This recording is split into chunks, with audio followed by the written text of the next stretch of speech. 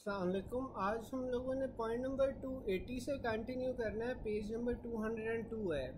सही है। इसमें हमारे पास जो क्रेनियल कैविटी है उसकी 3 डिविजन्स का बताया हुआ है। ठीक है, तो जो क्रेनियल कैविटी है इसे हम इंटीरियर, मिडल और पोस्टीरियर क्रेनियल फोसा के अंदर डिवाइड कर लेते हैं।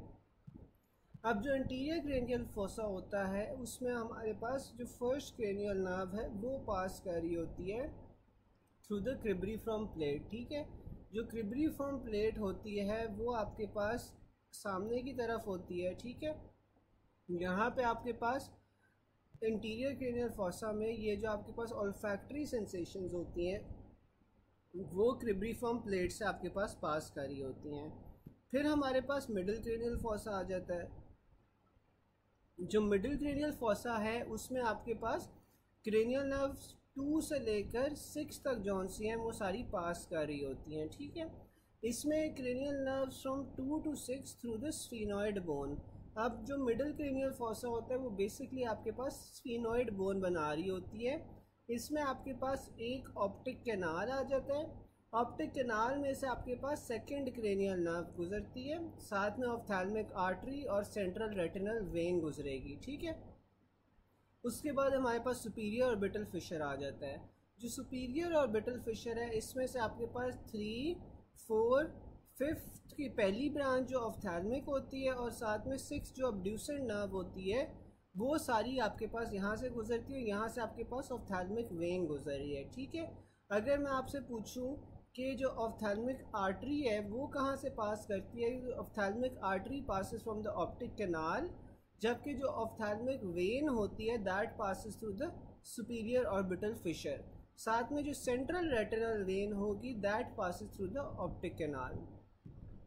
अच्छा, अब 2 ओपनिंग्स हो गई मिडिल क्रेनियल फोसा में, एक हमने पढ़ ली ऑप्टिक कैनाल और एक हमने पढ़ ली सुपीरियर ऑर्बिटल फिशर।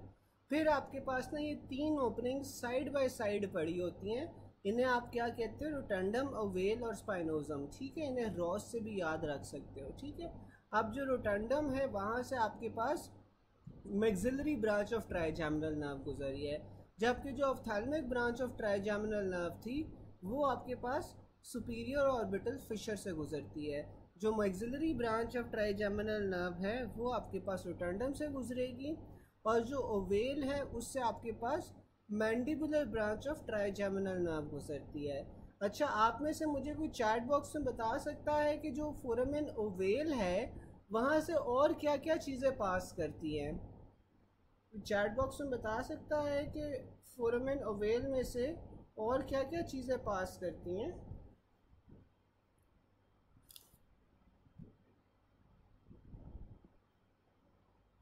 फिर हमारे पास फोरामेन स्पाइनोजम आ जाता है। जो फोरामेन स्पाइनोजम होता है वहाँ से आपके पास मिडिल मेनिंजियल आर्टरी पास करती है। ठीक है,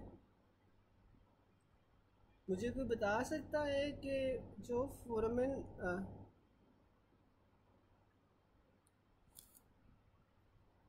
मैंडिबुलर ब्रांच तो हो गई, और क्या क्या चीज़ें पास करती हैं?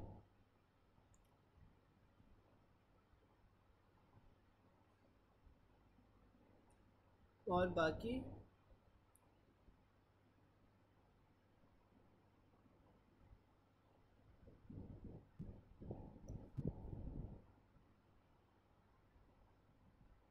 बिल्कुल, accessory meningeal artery, lesser petrosal nerve, emissary vein और मैंडिबुलर नर्व। ठीक है, ये सारे के सारे कंटेंट्स होते हैं। बिल्कुल आप लोग सारे सही कह रहे हो। ठीक है, तो ये आपके पास सारे जौन से होते हैं फोरामेन ओवेल के कंटेंट्स आ गए।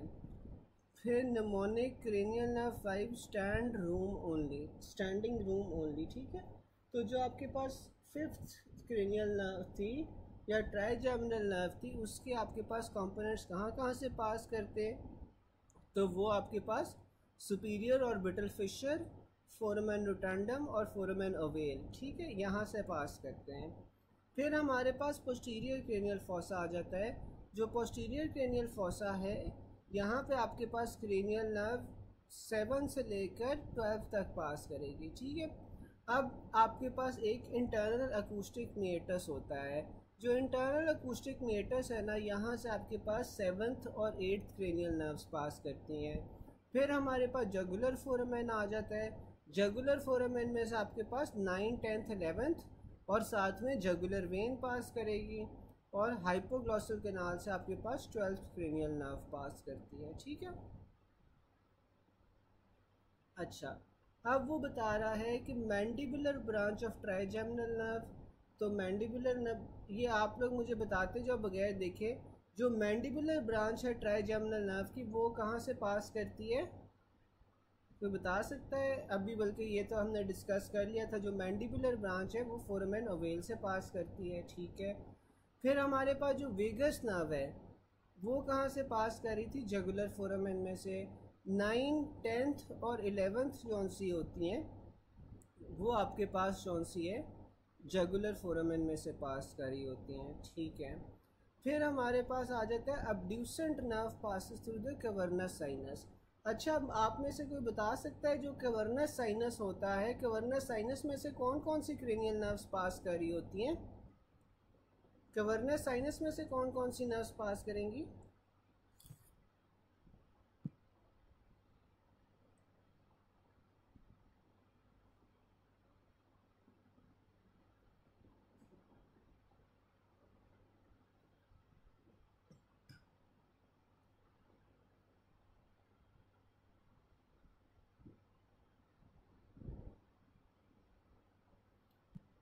बिल्कुल डॉक्टर, बिल्कुल 3, 4, 5 और 6। ठीक है, 3, 4, 5 और 6। ठीक है, ये सारी पास करी होती हैं। अगर वो पूछ लेना कि इनमें से सबसे ससेप्टेबल कौन सी होती है टू इंजरी, तो वो आपके पास 6 क्रेनियल नर्व होती है। ठीक है। सबसे ज़्यादा जो ससेप्टेबल होती है ना टू इंजरी, वो आपके पास अब्ड्यूसर नर्व होती है। तो इस वजह से आपके पास, जी जी, ट्राइजेमिनल की, ऑफ्थाल्मिक और मैंडिबुलर होती है, मैक्सिलरी होती है। ट्राइजेमिनल की तो आगे पास ऑफ्थाल्मिक और मैक्सिलरी होगी ना, नहीं?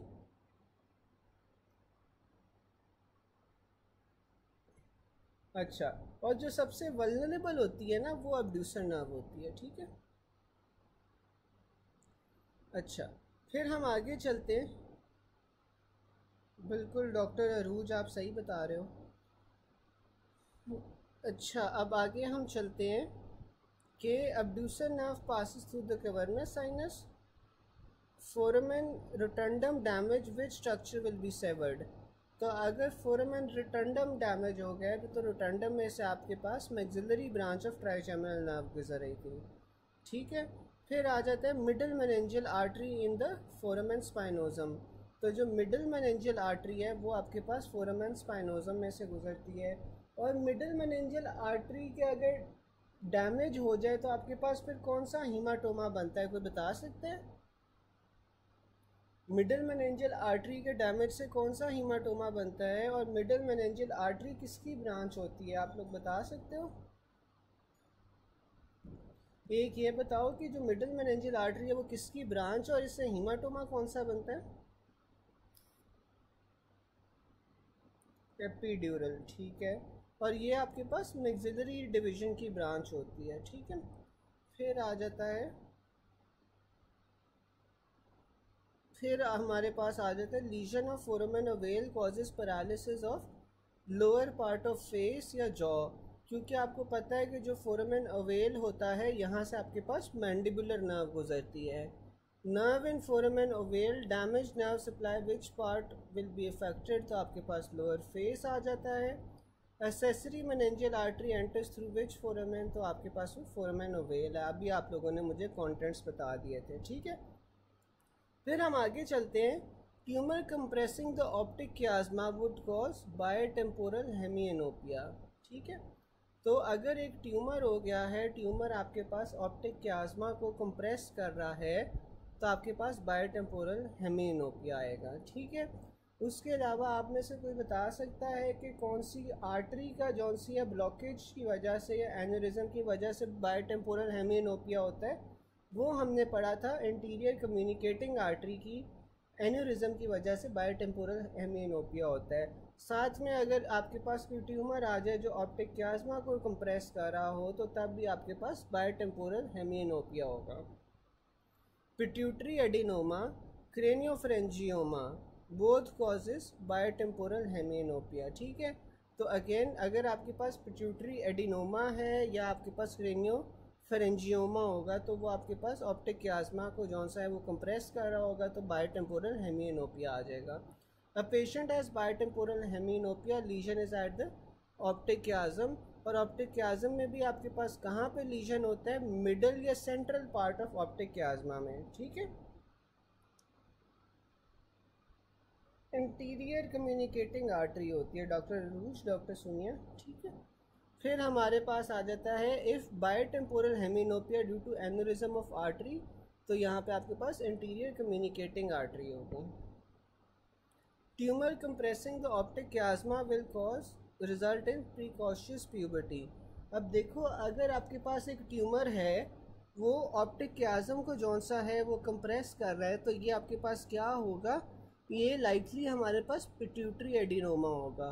और अगर पिट्यूटरी एडिनोमा होता है तो पिट्यूटरी ग्लैंड ने कौन से हार्मोन्स रिलीज़ करवाने होते हैं जो प्रिकॉशियस प्यूबर्टी करवाएगा।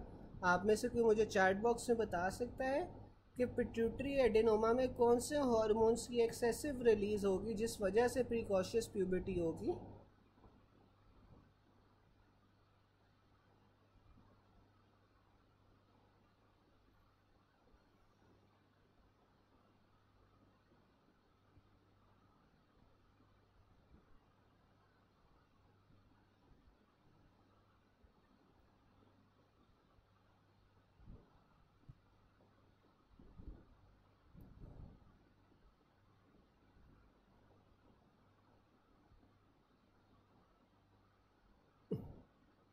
बिल्कुल, एफ एस एच और एल एच जौन सा है ना वो एक्सेसिव रिलीज़ होंगे।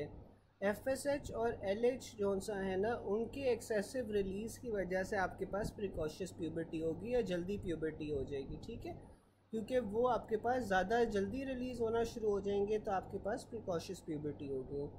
Prolactin raised with infertility, what will be the cause. तो आपके पास अगर प्रोलैक्टिन जौन सा है वो रेज हो गया है और साथ में इनफर्टिलिटी हुई है तो आपके पास माइक्रो प्रोलैक्टिनोमा होगा। अच्छा, आप में से मुझे कोई बता सकता है जो लोग प्रोलैक्टिन कह रहे थे तो प्रोलैक्टिन का क्या काम होता है, प्रोलैक्टिन का क्या काम होता है, कोई बता सकता है।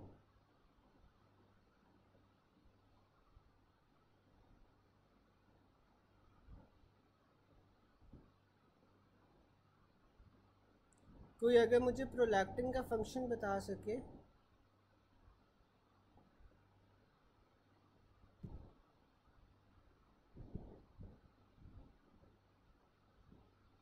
मिल्क प्रोडक्शन होता है, बिल्कुल। और जो आपके पास प्रोलैक्टिन होता है ना वो बेसिकली आपके पास फर्टिलिटी को कम कर रहा होता है और मिल्क प्रोडक्शन को जौन सा है ना वो इंक्रीज़ कर रहा होता है।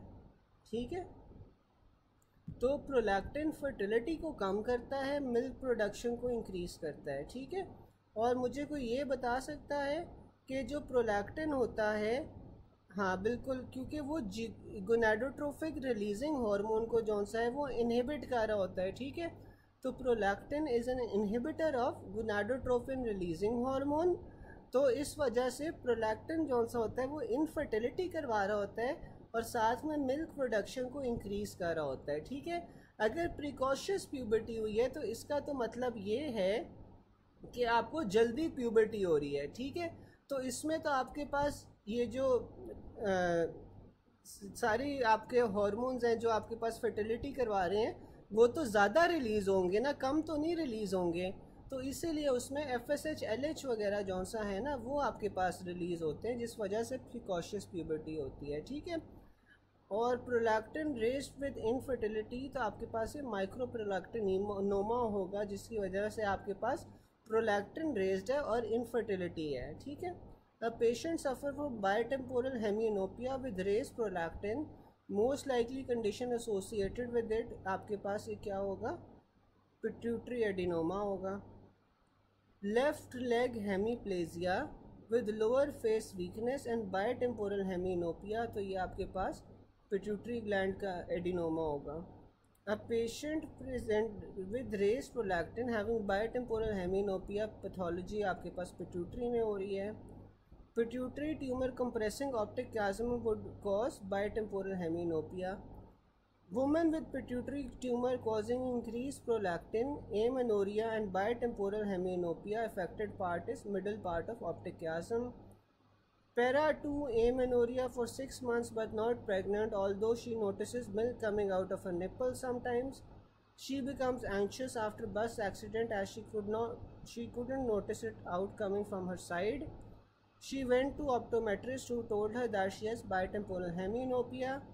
What lab findings would be likely present in the patient? तो आपके पास हाइपरप्रोलैक्टिनोमा होगा इसमें। पिट्यूटरी एडिनोमा इन्वेड्स विच बोन, तो वो स्फीनोइड बोन को इन्वेड करती है। यहाँ तक सबको समझ आ गया? यहाँ तक क्लियर है?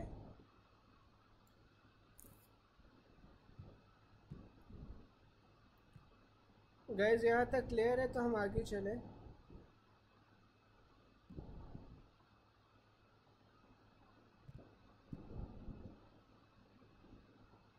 चलो फिर हमारे पास पॉइंट नंबर 282 आ जाता है। पॉइंट नंबर 282 में वो ये कहता है कि interior extension of pituitary adenoma will compress optic nerve. ठीक है, तो आपके पास जो पिट्यूटरी एडिनोमा है अगर वो इंटीरियरली कंप्रेस होगा तो आपके पास क्या डैमेज हो रहा है? ऑप्टिक नर्व डैमेज हो रही है। सुपीरियरली जौन सा है आपके पास ऑप्टिक chiasma इफेक्ट होता है, और लैटरल अगर उसकी एक्सटेंशन है तो आपके पास कैवर्नस साइनस जौन सा है वो उसका डैमेज होगा। ठीक है, तो ये बेसिकली आपके पास रिलेशंस बता रहा है पिट्यूटरी के। तो ठीक है, पिट्यूटरी की अगर आपके पास इंटीरियर एक्सटेंशन है तो ऑप्टिक नर्व कंप्रेस हो रही है, सुपीरियर है तो आपके पास ऑप्टिक chiasm हो रहा है, और लैटरल है तो कैवर्नस साइनस हो रहा है। ठीक है, मुझे ज़रा 1 सेकंड दीजिएगा, मैं दोबारा से आ रहा हूँ। ठीक है,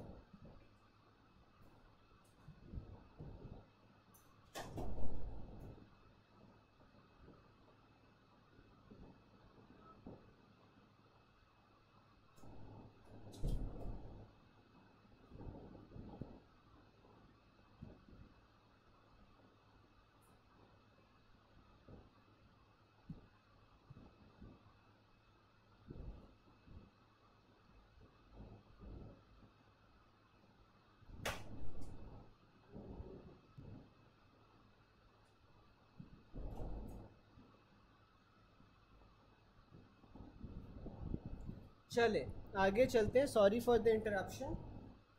हमारे पास आगे आ जाता है point 283। A 25-year-old female complains of galactorrhoea and secondary amenorrhoea. उसका सीरम प्रोलैक्टिन जौन सा है that is 6000 with no other signs of compression. What is the likely diagnosis? तो आपके पास ये मैक्रोप्रोलैक्टिनोमा आ जाता है। तो वो बता रहा है कि अगर आपके पास जो प्रोलैक्टिन लेवल्स हैं that are less than 1000, it is because of stress of drugs. अगर 1000 से 5000 के दरमियान में होंगे तो we will have micro adenoma, और अगर ग्रेटर देन 5000 होंगे तो we will have macro adenoma. ठीक है, तो यहाँ पे जो ऊपर स्टेटमेंट थी उसमें उसने 6000 बताए हुए थे, तो 6000 के अंदर हमारे पास मैक्रोप्रोलैक्टिनोमा आ जाता है। फिर हम आगे चलते हैं। Most common neural tube defect is spina bifida. अच्छा, अब आप में से मुझे कोई बता सकता है कि जो स्पाइना बाइफिडा होती है ये सुपीरियर न्यूरोपोर्स के डिफेक्ट की वजह से होती है या इंफीरियर न्यूरोपोर्स के डिफेक्ट की वजह से होती है? आप में से कोई चैट बॉक्स में बता सकता है कि जो स्पाइना बाइफिडा है वो आपके पास सुपीरियर न्यूरोपोर्स के डिफेक्ट की वजह से होती है या इंफीरियर की वजह से?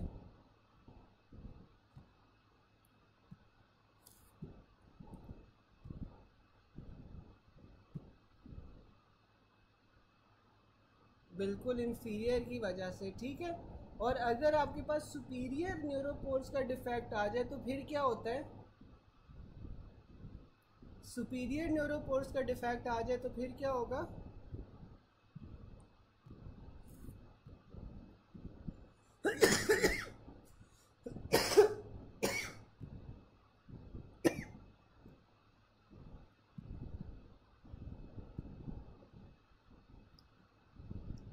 अगर सुपीरियर न्यूरोपोर्स का डिफेक्ट आ जाए तो एनेंसेफली होती है, ठीक है।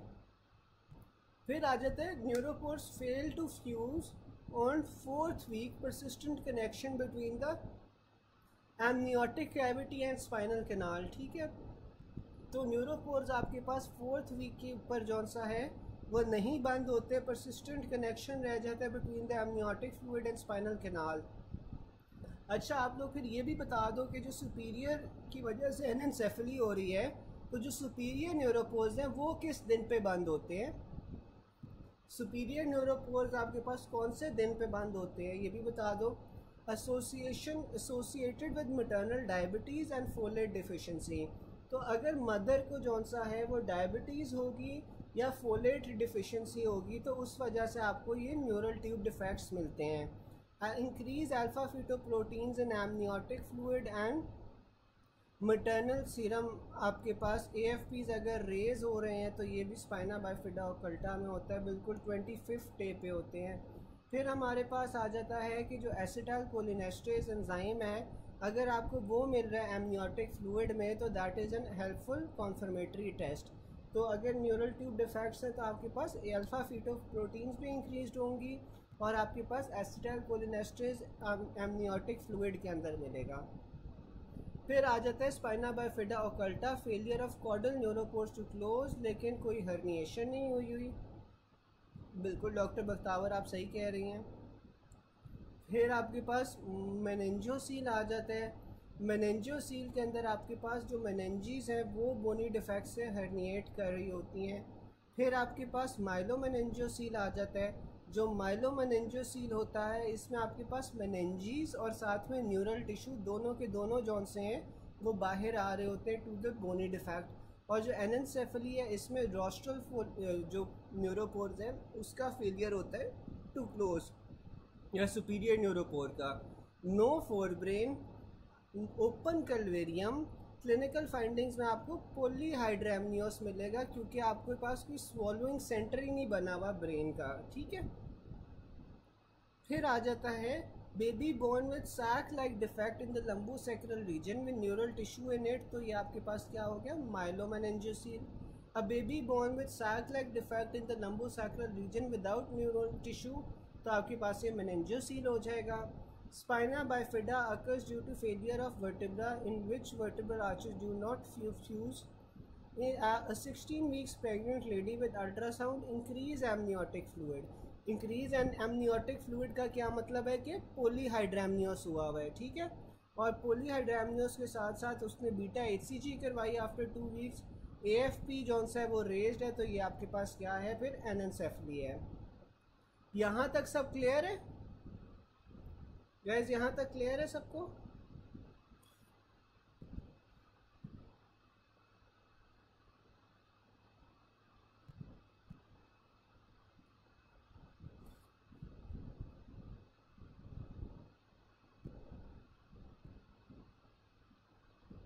चले फिर हम आगे चलते हैं पॉइंट नंबर 285 पे। पॉइंट नंबर 285 में वो ये कह रहा है कि जो राइट ऑप्टिक ट्रैक्ट है ना, अगर उसकी लीजन हो जाए तो आपके पास लेफ्ट होमोनोमस हेमियोनोपिया होता है। अभी आप डायग्राम देख सकते हो।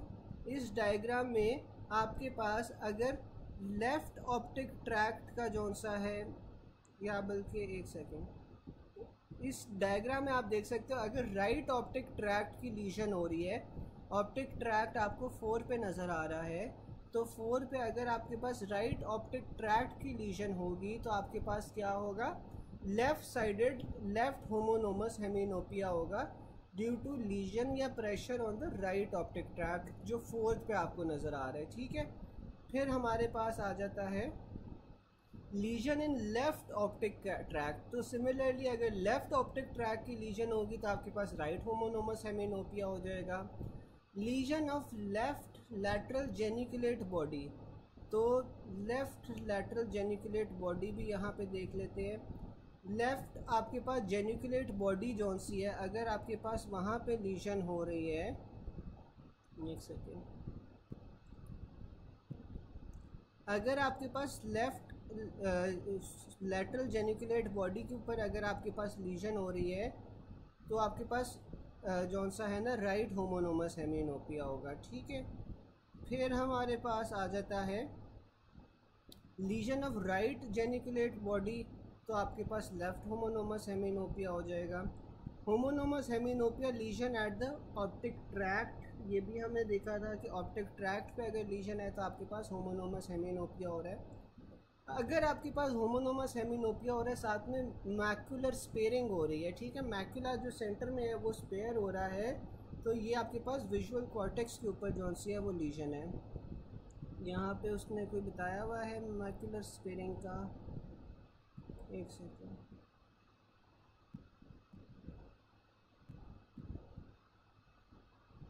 यहाँ पे उसने कोई डायग्राम तो नहीं दिखाई हुई मैक्युलर स्पेयरिंग की, लेकिन होपफुली आप लोगों को डायग्राम याद होगी कि आधे साइड का जौन सा है आपके पास विजन लॉस हो रहा है और बीच में एक जो मैक्युला होता है ना वो वाला पार्ट जौन सा है वो स्पेयर हो जाता है, तो वो आपके पास विजुअल कॉर्टेक्स का जौन सा है आपके पास लीजन है। बायोटेम्पोरल हेमिनोपिया, बायोटेम्पोरल हेमिनोपिया हमने ऊपर पढ़ा था, जी जी बिल्कुल आप सही कह रहे हो, पीसीए की लीजन होती है पोस्टीरियर सेरिब्रल आर्टरी की, जिसमें आपके पास देखो जो पोस्टीरियर सेरिब्रल आर्टरी होती है उसने आपके पास कहाँ पे सप्लाई करना होता है, वो आपके पास जो ऑसिपिटल लोब होता है वहाँ पे सप्लाई करती है, और ये ऑसिपिटल लोब का ही कॉर्टेक्स है जो कि आपके पास विजुअल एरिया के साथ एसोसिएटेड होता है, ठीक है ना। तो अगर ब्रेन के पीछे वो ऑसिपिटल कॉर्टेक्स के अंदर जौन सा है वो लीजन हो जाएगी ना, तो तब आपको जौन सा है होमोनोमस हेमिनोपिया मिलेगा और मैक्युला बीच में स्पेयर हो जाएगा, ठीक है। Bitemporal hemianopia due to lesion of optic chiasma, patient can't see left temporal and right nasal fields, तो आपके पास लीजन कहाँ पे है, राइट ऑप्टिक ट्रैक्ट में, ठीक है। तो यहाँ पे क्या है आपके पास लेफ्ट टेम्पोरल और साथ में राइट नेजल, ठीक है। 4 में आप देख सकते हो, 4 में आप देख रहे हो कि एक साइड का टेम्पोरल है और दूसरे साइड का नेज़ल है, ठीक है। फिर आ जाता है bitemporal vision loss most commonly due to pituitary tumour, patient having hemiplegia of right side and motor neuron lesion plus homonymous hemianopia, lesion कहाँ पे है, फोर ब्रेन पे। Frontal lobe tumour in lady with optic tract affected will lead to homonymous hemianopia. अच्छा जी, अब हम देख लेते हैं ये पहला वाला डायग्राम, देखो पहली वाली डायग्राम के अंदर आपके पास कहाँ पे डैमेज हुई, कहाँ पे उसने लीजन बनाई हुई है, ऑप्टिक नर्व पे लीजन बनाई हुई है। अगर ऑप्टिक नर्व जौन सी है वो डैमेज हो जाती है, लेट सपोज यहाँ पे राइट साइड की ऑप्टिक नर्व डैमेज हो रही है, तो आपको राइट साइड के ऊपर कुछ भी नहीं नज़र आएगा, कंप्लीट ब्लाइंडनेस होगी, जबकि लेफ़्ट साइड की विजन जौन सी है वो इंटैक्ट होगी। फिर हमारे पास आ जाता है bipolar hemianopia due to midline chiasma lesion, ठीक है। तो अब मुझे कोई बता सकता है कि देखो 2 के अंदर और 2 के अंदर जौन सा है ना आपके पास मिडल पार्ट ऑफ ऑप्टिक कियास्म जौन सा है वो इंजर हो रहा है, तो अगर मिडल पार्ट ऑफ ऑप्टिक कियास्मा इंजर होता है तो आपको किस तरह की विजन मिलेगी, आप में से कोई चैट बॉक्स में बता सकता है।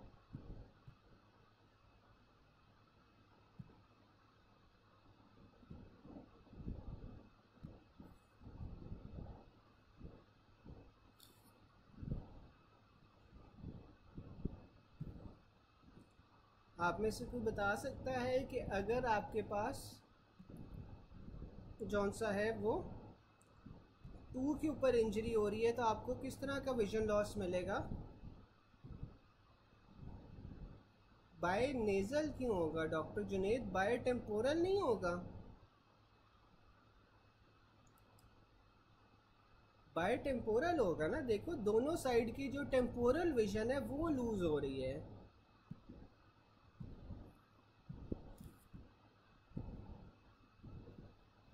बिल्कुल बाय टेम्पोरल होगा, ठीक है।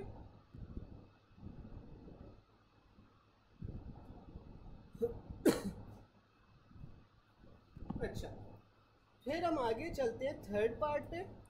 थर्ड पार्ट में वो ये कह रहा है कि right nasal hemianopia due to lesion right perichiasmal area, ठीक है।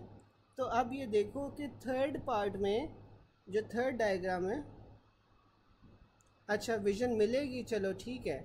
विजन आपको जौन सा है वो बाय नेज़ल मिलेगी, बाय टेम्पोरल विजन लॉस होगा, ठीक है। Right nasal hemiplegia hemianopia due to lesion involving the right perichiasmal area, ठीक है। तो अगर आपके पास राइट पेरिकियाज्म में यानी जो ऑप्टिक कियाज्म के सराउंडिंग एरिया के अंदर आपके पास लीजन होगी तो तब आपको राइट नेज़ल जौन सी है वो ब्लॉक होगी, ठीक है। फिर फोर्थ आ जाता है, फोर्थ में आपके पास ऑप्टिक ट्रैक्ट का डैमेज है। तो ऑप्टिक ट्रैक्ट के डैमेज में आपको लेफ़्ट होमोनोमस हेमिनोपिया मिलेगा ड्यू टू लीजन और pressure on the right optic tract, ठीक है। तो दोनों साइड की जो लेफ़्ट वाली जगह है वो इंजर हो जाएगी।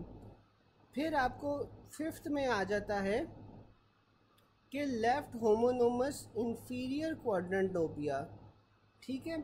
अब लेफ़्ट होमोनोमस इंफीरियर क्वाड्रेंटोपिया है due to involvement of lower right optic radiations, ठीक है। लोअर राइट ऑप्टिक रेडिएशंस में अगर डैमेज हुआ है तो ये आपके पास लेफ़्ट इंफीरियर क्वाड्रेंटोपिया है। अच्छा, अब ये इंफीरियर क्वाड्रेंटोपिया है तो आप में से मुझे कोई बता सकता है कि जो फिफ्थ वाला है, फिफ्थ वाले के अंदर आपके पास कौन सा part of cerebral cortex effect होगा, कौन सा लोब इफेक्ट होगा? पैराइटल होगा, बिल्कुल डॉक्टर बीनेश सही बता रही हैं कि ये आपके पास ना फिफ्थ वाले में पैराइटल लोब जौन सा है, हाँ जो फिफ्थ वाला है ना इंफीरियर क्वाड्रेंटोपिया, इसमें आपके पास पैराइटल लोब मिलेगा। और जो सिक्स्थ वाला है ना जो कि सुपीरियर क्वाड्रेंटोपिया है, इसमें आपको टेम्पोरल मिलेगा, ठीक है। सॉरी, टेम्पोरल जो आपके पास लोब है उसकी इंजरी होगी। फिर हमारे पास आ जाता है left homonymous hemianopia due to lesion of right occipital lobe, ठीक है। तो राइट ऑसिपिटल लोब की इंजरी की वजह से लेफ़्ट होमोनोमस हेमिनोपिया होगा। यहाँ तक सबको समझ आ गया?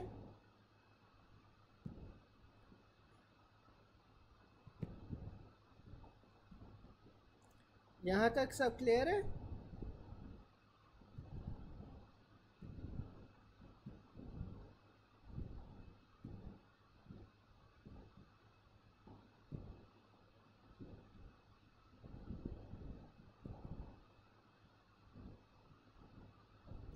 चले फिर हम ना 286 पे आ जाते हैं। A patient presents with unilateral facial palsy, ipsilateral hearing loss and nystagmus. The likely site of lesion is cerebellopontine angle, ठीक है। अब यहाँ पे उसने फीचर्स बताए हुए हैं कि intention tremors, force tremors, nystagmus, dysdiadokinesia, dysmetria, swing to the same side of lesion, peduncular knee jerk, resting tremors, sorry ये जो ऊपर वाले फीचर्स हैं ना सारे के सारे वो आपके पास सेरिबेलर डिसफंक्शन के हैं, ठीक है। तो सेरिबेलर डिसफंक्शन में आपके पास आपको इंटेंशन ट्रेमर्स मिलेंगे, यानी कि जब भी आप कोई काम करने लगोगे तो पेशेंट को ट्रेमर्स होंगे, निस्टैग्मस होगा, dysdiadochokinesia, dysmetria, swing to the same side, pendular knee jerk, के सारे सिम्टम्स आपको सेरिबेलर डिसफंक्शन में मिलते हैं। फिर आपके पास सब्सटेंशियल नायग्रा या पार्किंसंस आ जाती है, इसमें आपको रेस्टिंग या पिन रोलिंग ट्रेमर्स मिलते हैं। फिर आपके पास कॉर्डेट न्यूक्लियस की जौन सी इंजरी आ जाती है, जो कॉर्डेट न्यूक्लियस की इंजरी होती है उसमें आपको कोरिया मिलेगा। कोरिया में क्या होता है, सडन जर्की पर्पसलेस मूवमेंट्स मिलती हैं। फिर हमारे पास एथिटोसिस आ जाता है। जो एथिटोसिस है इसमें आपको slow snake like withering movements मिलेंगी। और एथिटोसिस जौन सा है वो बेजल गैंग्लिया को तो लीजन होती है, लेकिन बेजल गैंग्लिया के कौन से पार्ट के अंदर लीजन होती है तो एथिटोसिस होता है, तो चैट बॉक्स में बता सकता है बेजल गैंग्लिया के कौन से पार्ट के अंदर लीजन होगी तो हमें एथिटोसिस मिलेगा? आप लोगों में से कोई बता सकता है? फिर हमारे पास इंटेरोग्रेड एमनीजिया आ जाता है, which is the inability to make new memories. तो आपके पास बिल्कुल ग्लोबस पैलेडस, डॉक्टर बीनेस सही बता रही हैं। फिर हमारे पास इंटेरोग्रेड एमनीजिया आ जाता है। Anterograde amnesia is the inability to make new memories. तो यहाँ पे आपके पास हिप्पोकैम्पस जौन सा है वो डैमेज हुआ होता है, ठीक है। बिल्कुल आप लोग सारे सही बता रहे हो। फिर हमारे पास वर्निकी सिंड्रोम आ जाता है। वर्निकी सिंड्रोम में आप नहीं अच्छा वो अगला बता रहे हो हिप्पोकैम्पस, ठीक है। फिर हमारे पास वर्निकी सिंड्रोम आ जाता है। वर्निकी सिंड्रोम में आपके पास क्या होता है, Wernicke Korsakoff syndrome. Wernicke's problems come in a can o beer, ठीक है। तो यहाँ पे आपके पास ट्रायड आपको मिलता है ऑफ कन्फ्यूजन, एटैक्सिया, निस्टैग्मस और साथ में ऑफ्थैल्मोप्लेजिया। यहाँ पे आपके पास इंजरी कहाँ पे होती है, मेमोरी बॉडीज़ पे होती है और मीडियल थैलेमस में जौन सी है ना वो इंजरी होती है। अच्छा, आप में से मुझे कोई बता सकता है कि जो आपके पास वर्निकी कॉर्सैकॉफ सिंड्रोम होता है ये किसकी डिफिशिएंसी की वजह से होता है? वर्निकी कॉर्सैकॉफ सिंड्रोम आपके पास किसकी डिफिशिएंसी की वजह से होता है?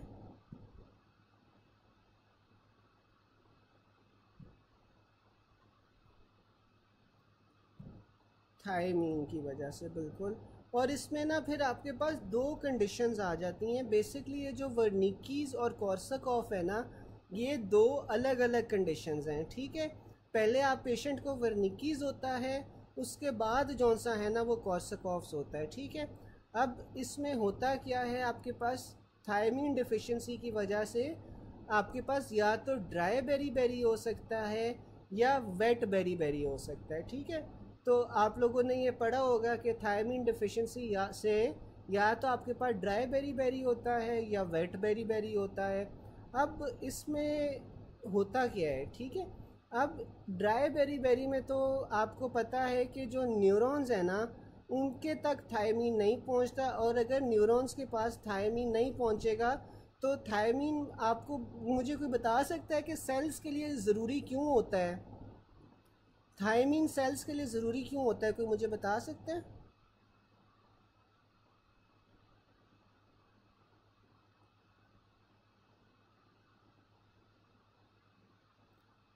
ठीक है डॉक्टर बीनेश आप सही कह रहे हो, लेकिन थायमीन ज़रूरी क्यों होता है ये कोई बता सकता है?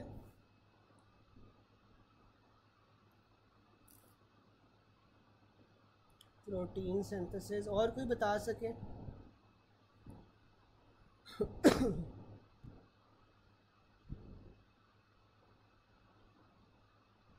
अच्छा, जो थायमीन होता है ना वो बेसिकली आपके पास ग्लाइकोलिसिस के अंदर जौन सा ना वो ज़रूरी होता है, ठीक है।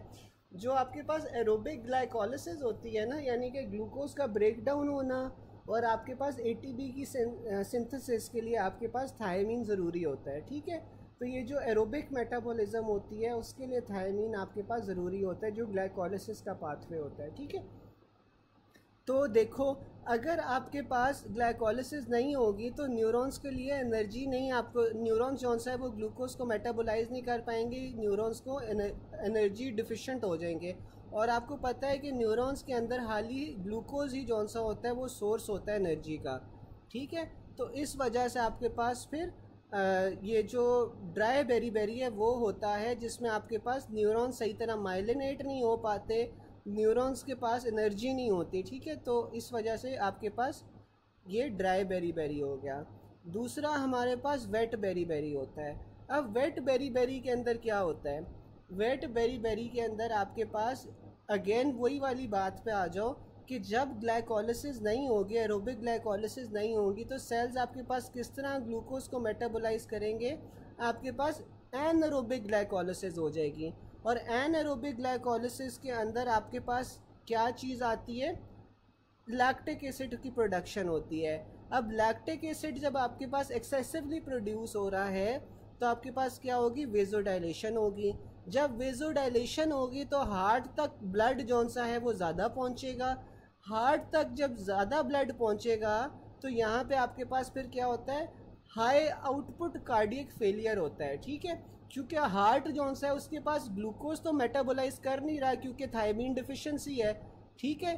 तो आपके पास लैक्टिक एसिड ज़्यादा प्रोड्यूस हो रहा है, लैक्टिक एसिड प्रोड्यूस होने की वजह से वेसोडाइलेशन हो रही है, हार्ट तक ज़्यादा ब्लड पहुंच रहा है। लेकिन हार्ट को भी तो एनर्जी चाहिए, वो एनर्जी कहाँ से आएगी जब आपके पास एनारोबिक ग्लाइकोलिसिस हो रही है। एनर्जी रिक्वायरमेंट्स तो आपके पास मीटअप करने के लिए ग्लूकोज ही नहीं है, ठीक है।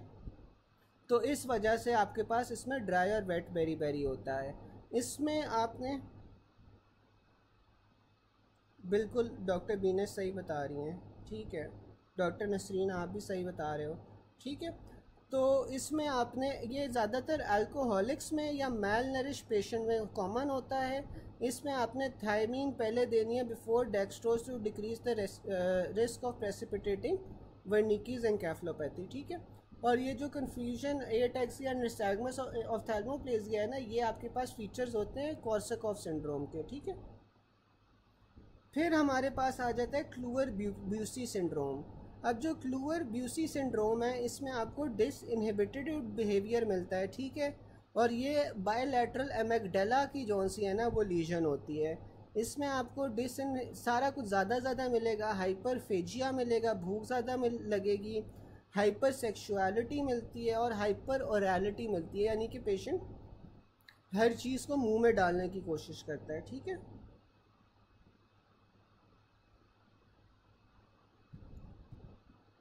यहाँ तक सब क्लियर है? तो आगे चलते हैं। Reduce levels of arousal and wakefulness sorry. तो ये आपके पास रेटिकुलर एंडो एक्टिवेटिंग सिस्टम में जौन सा है ना वो डिफेक्ट होता है, ठीक है। यहाँ तक सबको समझ आ गया?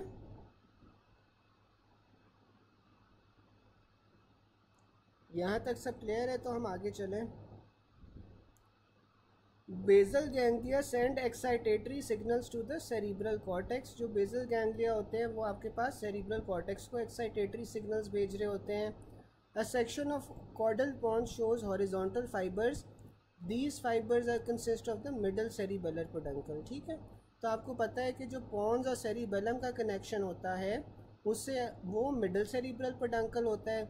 जो मिड ब्रेन और सेरिबेलम का होता है वो सुपीरियर सेरिब्रल पेडंकल होता है। और जो आपके पास मेडुला और सेरिबेलम का कनेक्शन होता है that is inferior cerebellar peduncle, ठीक है। यार बाकी सबको समझ आ गया? Doctor Nabila, doctor Atika, doctor Nasreen, clear है यहाँ तक? फिर हमारे पास आ जाता है part of brain receive excitatory input from cerebral cortex but does not send it back. तो ये सब्सटेंशिया निग्रा है। A patient having resting tremors, mask like faces, और साथ में आपके पास लीजन कहाँ पे होगी? सब्सटेंशिया निग्रा में होगी। Unmyelinated nociceptors, afferent fibres relay in the spinal cord where. तो ये आपके पास वेंट्रल स्पाइनो सेरिबेलर होते हैं। The major connection of pontine nuclei in the left half of pons are with the left cerebrum and right cerebellum, ठीक है। तो ये आपके पास जो पोंटाइन न्यूक्लिया के कनेक्शन होते हैं ना, पॉन्स अगर लेफ़्ट साइड का पॉन्स है तो वो लेफ़्ट सेरिब्रम के साथ आपके पास कनेक्ट होगा, जबकि राइट सेरिबेलम के साथ कनेक्टेड होता है। Tremors on voluntary activity lesion आपके पास कहाँ पे? सेरिबेलम में। A person presented to you with nystagmus and staggering gait, what else do you need to do in examination to confirm the diagnosis? तो आप पेडेंकुलर नी चेक करोगे जो आपको सेरिबेलम की लीजन्स में मिलता है। A patient was unable to alternate rapid movement of two hand dysdiadochokinesia, अगर नहीं है तो सेरिबेलम लीजन है। फिर आपके पास आ रहा है patient having nystagmus, site of legion आपके पास फ्लोकुलो नोडुलर लोब होती है, ठीक है। तो निस्टैग्मस के लिए आपके पास जो आंसर है वो फ्लोकुलो नोडुलर लोब आ जाता है। Flocculonodular lobe is a part of the cerebellum, coordinates balance and eye movement, ठीक है। तो इस वजह से आपको निस्टैग्मस मिलेगा। फोलियाज आपके पास फोल्ड्स होते हैं जो आपको सेरिबेलम के अंदर क्लासिकली मिलते हैं। A 60-year-old patient presents with tremors at night, shuffled gaits, tooth posture। तो ये आपके पास लीजन कहाँ पे है? आपके पास मिड ब्रेन के अंदर। क्लोजेस्ट टू क्रस सेरिब्रा आपके पास सब्सटेंशिया निग्रा होता है, ठीक है। तो अगर ये आप मिड ब्रेन का सेक्शन देखोगे ना तो इसमें आपको नज़र आएगा कि क्रस सेरिब्रा के सबसे पास सब्सटेंशिया निग्रा होता है। Basal ganglia located in the internal capsule medial to the globus pallidus, ठीक है। तो ये जो बेसल गैंग्लिया होता है ये इंटरनल कैप्सूल के अंदर होता है, medial to the globus pallidus. A person with diagnosis of Parkinson's which neurons will be damage, तो आपके पास सब्सटेंशिया निग्रा होगा। Arbor vitae is branching pattern in the cerebellum, ठीक है। मेन फंक्शन ऑफ सेरिबेलम आपके पास क्या होगा, कोऑर्डिनेशन ऑफ एगोनिस्ट और antagonist muscles. Intention tremors, ataxia, dysmetria are signs of cerebellum. Middle age patient presents to you with coarse tremors, तो ये आपके पास सेरिबेलम होगा। Patient had a tendency to fall on the left side, तो same side के ऊपर गिरता है जब सेरिबेलम की लीजन होती है, तो ये लेफ्ट सेरिबेलम लीजन है। फिर आ जाता है involvement of which patient of brain is controlled by of direct autonomic reflexes, तो आपके पास हाइपोथैलेमस होता है जो मास्टर रेगुलेटर होता है। फिर आ जाता है which is involved in planning and organisation of movement, तो ये आपके पास न्यूरो सेरिबेलम आ जाता है, बेसल गैंग्लिया आ जाता है। Which part of the limbic system is involve in emotions, तो आपके पास वो सिंगुलेट गायरस होता है, ठीक है। फिर हमारे पास आ जाता है Papez circuit in the limbic system connects which of the following, तो ये जो पापेज सर्किट है ना, ये आपके पास फॉर्निक्स को, मैमलरी बॉडीज़ को, थैलेमस को और सिंगुलेट गायरस, ये सारी चीज़ों को पापेज सर्किट आपस में कनेक्ट कर रहा होता है। तो मुझे बता सकते हैं कि जो पापेज सर्किट है ये किस चीज़ के अंदर इन्वॉल्व होता है, पापेज सर्किट किस चीज़ के अंदर इन्वॉल्व होता है, कोई बता सकता है?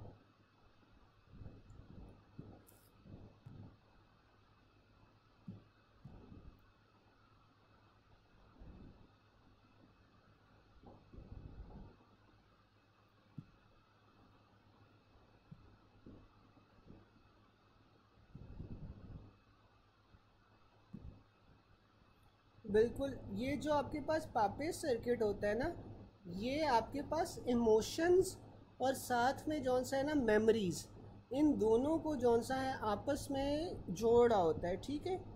It is a part of the limbic system. और ये जैसे कई इमोशन, कई मेमोरीज के साथ आपके सर्टन इमोशंस जुड़े जुड़े होते हैं, ठीक है ना, कि कोई अच्छी मेमोरी होगी तो आप खुश होगे, कोई बुरी मेमोरी होगी तो आप रोगे। तो ये जो इमोशंस और मेमोरीज को आपस में कनेक्ट कर रहा होता है ना, ये आपके पास पापेज सर्किट का काम होता है, ठीक है। फिर आ जाता है in cerebellar lesions which of the following sign will be present, तो आपके पास पेडेंकुलर नी जर्क होगा। It also comes in different ways, तो ये आपने याद रखना है कि जो सेरिबेलम की लीजन्स हैं उसमें सबसे पहले आपने डिस डायडोकाइनेजिया को चूज़ करने हैं, फिर डिस आर्थरिया को, फिर निस्टैग्मस को और फिर डिसमेट्रिया को। One of the following is due to cerebellar lesion, तो आपके पास डिसमेट्रिया होगा अगर बाकी ऑप्शंस नहीं दिए गए हुए। What specific action to be perform to check cerebellum lesion, तो आपने डिस डायडोकाइनेजिया चेक करना है। सेरिबेलर लीजन कैरेक्टरिस्टिक आपके पास डिसमेट्रिया होगा अगर बाकी सारे ऑप्शंस में नहीं होंगे। यहाँ तक सब क्लियर है? यहाँ तक किसी ने कोई सवाल तो नहीं पूछना, कोई पॉइंट ऐसा हो जो ना समझ आया हो?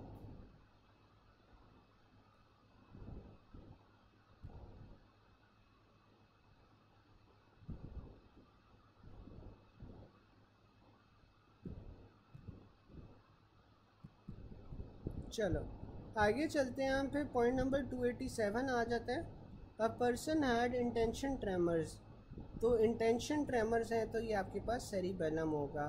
जबकि रेस्टिंग ट्रेमर्स में आपके पास क्या आ जाता है, रेस्टिंग ट्रेमर्स में आपके पास फिर सब्सटेंशियल नायग्रा या पार्किंसंस आ जाती है, इन्हें पिन रोलिंग ट्रेमर्स भी कहते हैं। ये आपके पास जो पार्किंसंस के ट्रेमर्स होते हैं ना, ये इंक्रीज़ हो जाते हैं इन कंडीशंस ऑफ स्ट्रेस या इमोशंस। लीजन आपके पास सब्सटेंशियल नायग्रा में है। फिर हमारे पास एसेंशियल ट्रेमर्स आ जाते हैं। ये जो एसेंशियल ट्रेमर्स है ना, ये आपके पास पोस्चरल ट्रेमर्स होते हैं, यानी कि ये आपके पास जो पोजिशनल होते हैं, ठीक है। ये worse if arms outstretched, alcohol और रेस्ट से ये इम्प्रूव कर जाते हैं। इसमें आपको टिट्यूबेशन मिलती है। मुझे कोई बता सकता है कि टिट्यूबेशन क्या होता है? चैट बॉक्स में आप लोग बता सकते हैं कि टिट्यूबेशन क्या होता है? ऑफ़न आपको स्ट्रॉन्ग फैमिली हिस्ट्री मिलेगी और इसमें डायग्नोसिस में आपने प्रोपेनालॉल देनी है, ठीक है। टिट्यूबेशन क्या होती है, कोई मुझे बता सकता है? और इसकी एसोसिएशन किस चीज़ के साथ होती है?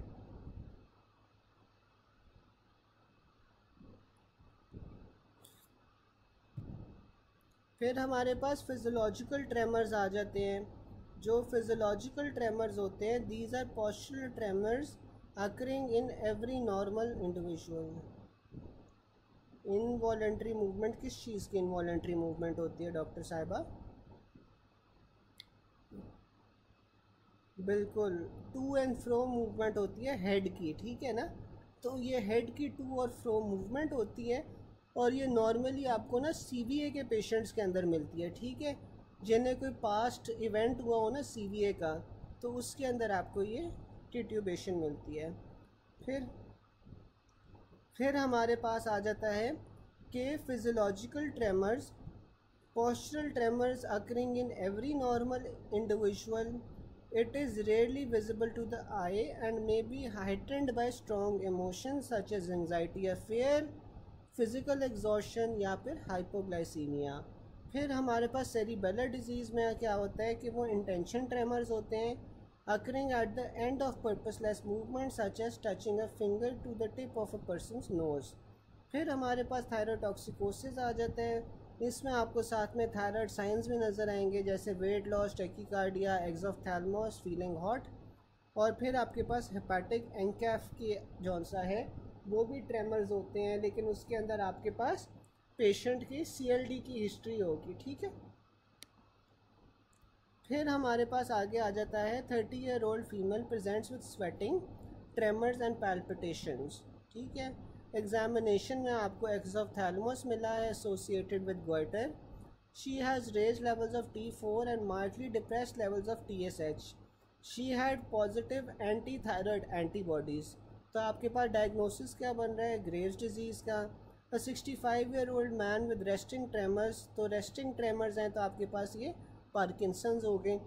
60 year old patient reported to have rigidity and resting tremors, again ये आपके पास सब्सटेंशिया नाइग्रा या पार्किंसंस हो गई। A 30-year-old male came with history of progressive right facial numbness and headache for 3 months. On examination, facial nerve palsy was confirmed on the right side और right sided intentional tremors हैं, तो ये आपके पास सेरिबेलो-पोंटाइन angle आ गया। A 70-year-old retired professor complained of tremors in his hands, which were particularly bad when he tried to perform a task. On entering the clinic, the physician observed that his gait was wide and awkward. He demonstrated pass pointing when asked to perform finger-nose test and had difficulty in producing rapid alternating movements। तो ये आपके पास सारी cerebellum की lesions का बता रहा है। Lesion in which area of the brain causes resting tremors and expressionless face, तो ये substantia nigra हो गया। फिर आ गया 54-year-old male went to the doctor with complaint of weakness of left half of body on examination, tremor of left hand, muscular hypotonia, तो ये against left cerebellar lesion है। A person presented with postural tremors having slow progression associated with titubation, ठीक है। तो ये आपके पास क्या होगा? essential tremors है, क्योंकि ये postural है, साथ में titubation के साथ associated है, रेस्ट के ऊपर ये रिलीव हो जाते हैं, ठीक है। A patient comes to you with in the neurology clinic. He was worried about his tremors in hand as he feels extreme embarrassment in public. He tells you that his father had the same disease, तो ये आपके पास benign essential tremors होंगे। A 40-year-old teacher presents with tremors on his hands. His writing is poorly understandable. One of his cousins had the same problem. He is neither hyperthyroid nor asthmatic. Examination में आपको कोई cogwheel या lead pipe rigidity नहीं मिली। Gait is all right, no Kayser Fleischer rings found, तो ये आपने इसमें प्रोपेनालॉल दे देनी है। लेकिन ये ट्रेमर्स की कौन सी टाइप है, कोई मुझे बता सकता है? ये जो आखिरी पॉइंट है ये कौन सा टाइप ऑफ ट्रेमर है, कोई बता सकता है?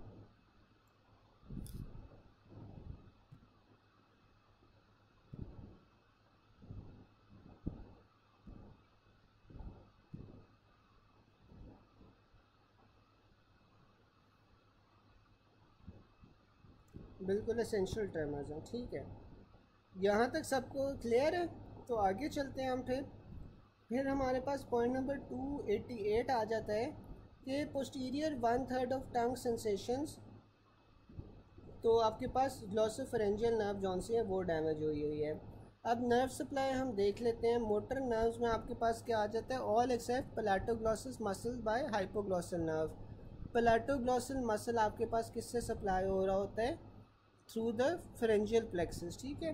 तो आपके पास जितने भी टंग के मसल्स हैं वो सारे के सारे हाइपोग्लॉसल नर्व सप्लाई करती है, क्योंकि आपको पता है कि जो हाइपोग्लॉसल होती है वही मेन मोटर नर्व होती है जो टंग की होती है, एक्सेप्ट द पलाटोग्लॉसस। जो पलाटोग्लॉसस है that is supplied by the pharyngeal plexus. फिर आप सेंसरी सप्लाई देख लो तो एंटीरियर 2/3 में जो जनरल सेंसेशंस है वो लिंगुअल नर्व से आ रही होती हैं, विच is a branch of the mandibular nerve. और जो टेस्ट सेंसेशन है वो आपके पास कॉर्डा टेम्पनाई से आ रही होती है, which is a branch of the facial nerve. जो पोस्टीरियर 1/3 है वो आपके पास जनरल सेंसेशन और टेस्ट सेंसेशंस आ रही होती हैं ग्लॉसोफरेंजियल नर्व से, ठीक है।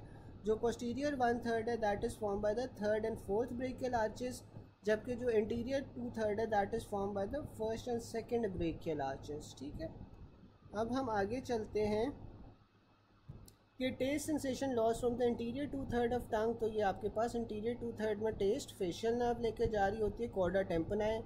फिर आ जाता है piece of sugar is placed on the anterior 2/3 of tongue. तो अगेन वही वाली बात आ गई, taste sensation from the posterior 1/3 आपके पास ग्लॉसोफरेंजियल नर्व से जा रही होती है।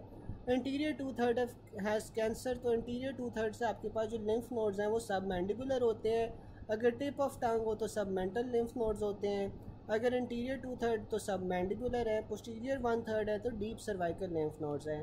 Taste sensation collected from tongue are special visceral afferents, ठीक है ना। तो ये स्पेशल विसरल एफरेंट्स होते हैं जो आपके पास टेस्ट सेंसेशंस आ रही होती हैं टंग से। रिगार्डिंग कॉर्डा टेम्पोनाई, जो कॉर्डा टेम्पोनाई है वो लिंगुअल नर्व को ज्वाइन कर लेगी। Posterior most side of tongue taste sensation goes to the tractus solitarius, ठीक है। फिर आ जाता है taste sensation from tractus solitarius are carried to the cortex via the thalamus, ठीक है। फिर हमारे पास आ जाता है root of tongue have nerve supply from which nucleus. तो आपके पास वो ट्रैक्टस सॉलिटेरियस है।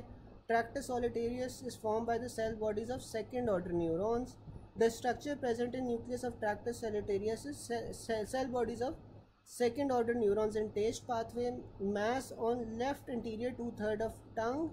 अर्ली लिम्फ ड्रेनेज आपके पास कहाँ पे होगी, सबमैंडिबुलर पे। नर्व सप्लाई ऑफ इंटीरियर 2/3 आपके पास फेशियल नर्व है। जनरल सेंसेशंस आपके पास इंटीरियर 2/3 से लिंगुअल नर्व से आ रही होती हैं।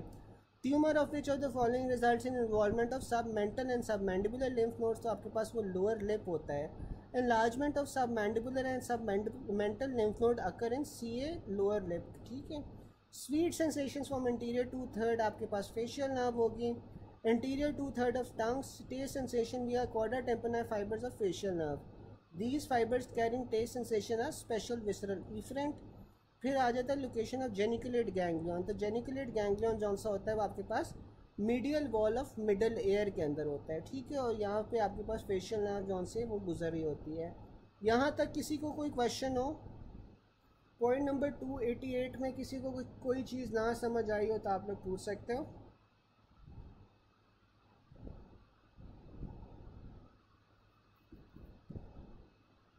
पॉइंट नंबर 288 में किसी को कोई चीज़ ना समझ आई हो तो आप लोग पूछ सकते।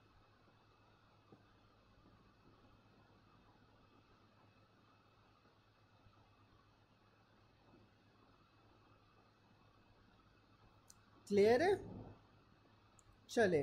फिर हम पॉइंट नंबर 289 करते हैं।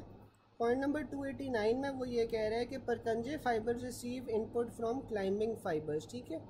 अब ये जो क्लाइंबिंग फाइबर्स होते हैं ये आपके पास ओरिजिनेट कहाँ से कर रहे होते हैं, ये आपके पास इंफीरियर ओलिवरी न्यूक्लियस से जौन सा है ना वो ओरिजिनेट कर रहे होते हैं। Parietal lobe lateral part concern with somatosensory area, ठीक है। अब ये जो पैराइटल लोब होता है इसका लैटरल पार्ट जौन सा है that is concern with somatosensory area. Cerebellum is connected via mid brain via the superior cerebellar peduncle. जो इन्फीरियर सेरिबेलर पेडंकल होता है वो आपके पास मेडुला और सेरिबेलम को कनेक्ट कर रहा होता है। Closest to the subcrus cerebri is substantia nigra, ठीक है। अच्छा, मुझे कोई बता सकता है कि जो ये आपके पास इन्फीरियर और लिवरी न्यूक्लियस होता है इसका काम क्या होता है? कोई बता सकता है कि जो इन्फीरियर और लिवरी न्यूक्लियस है इसका क्या फंक्शन होता है?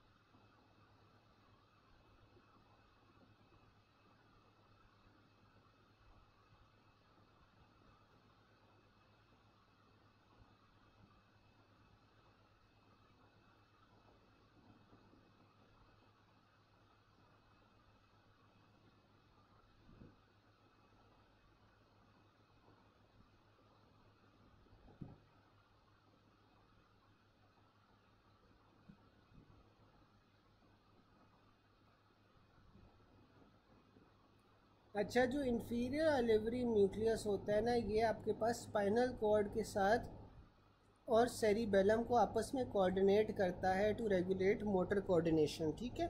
तो जो इंफीरियर ऑलिवरी न्यूक्लियस होता है, इसने स्पाइनल कॉर्ड और सेरिबेलम के दरमियान में कोऑर्डिनेशन करवानी होती है मोटर एक्टिविटीज़ की, ठीक है।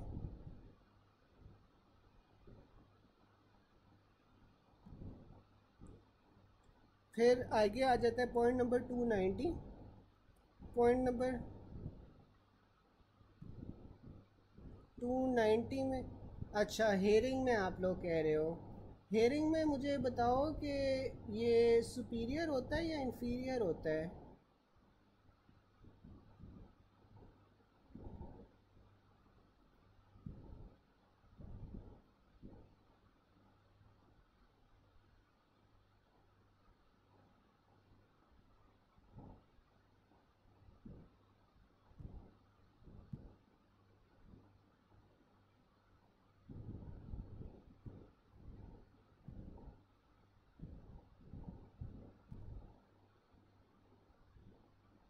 इसमें ना सुपीरियर ऑलिवरी न्यूक्लियस होता है जो हेयरिंग के अंदर होता है, ठीक है।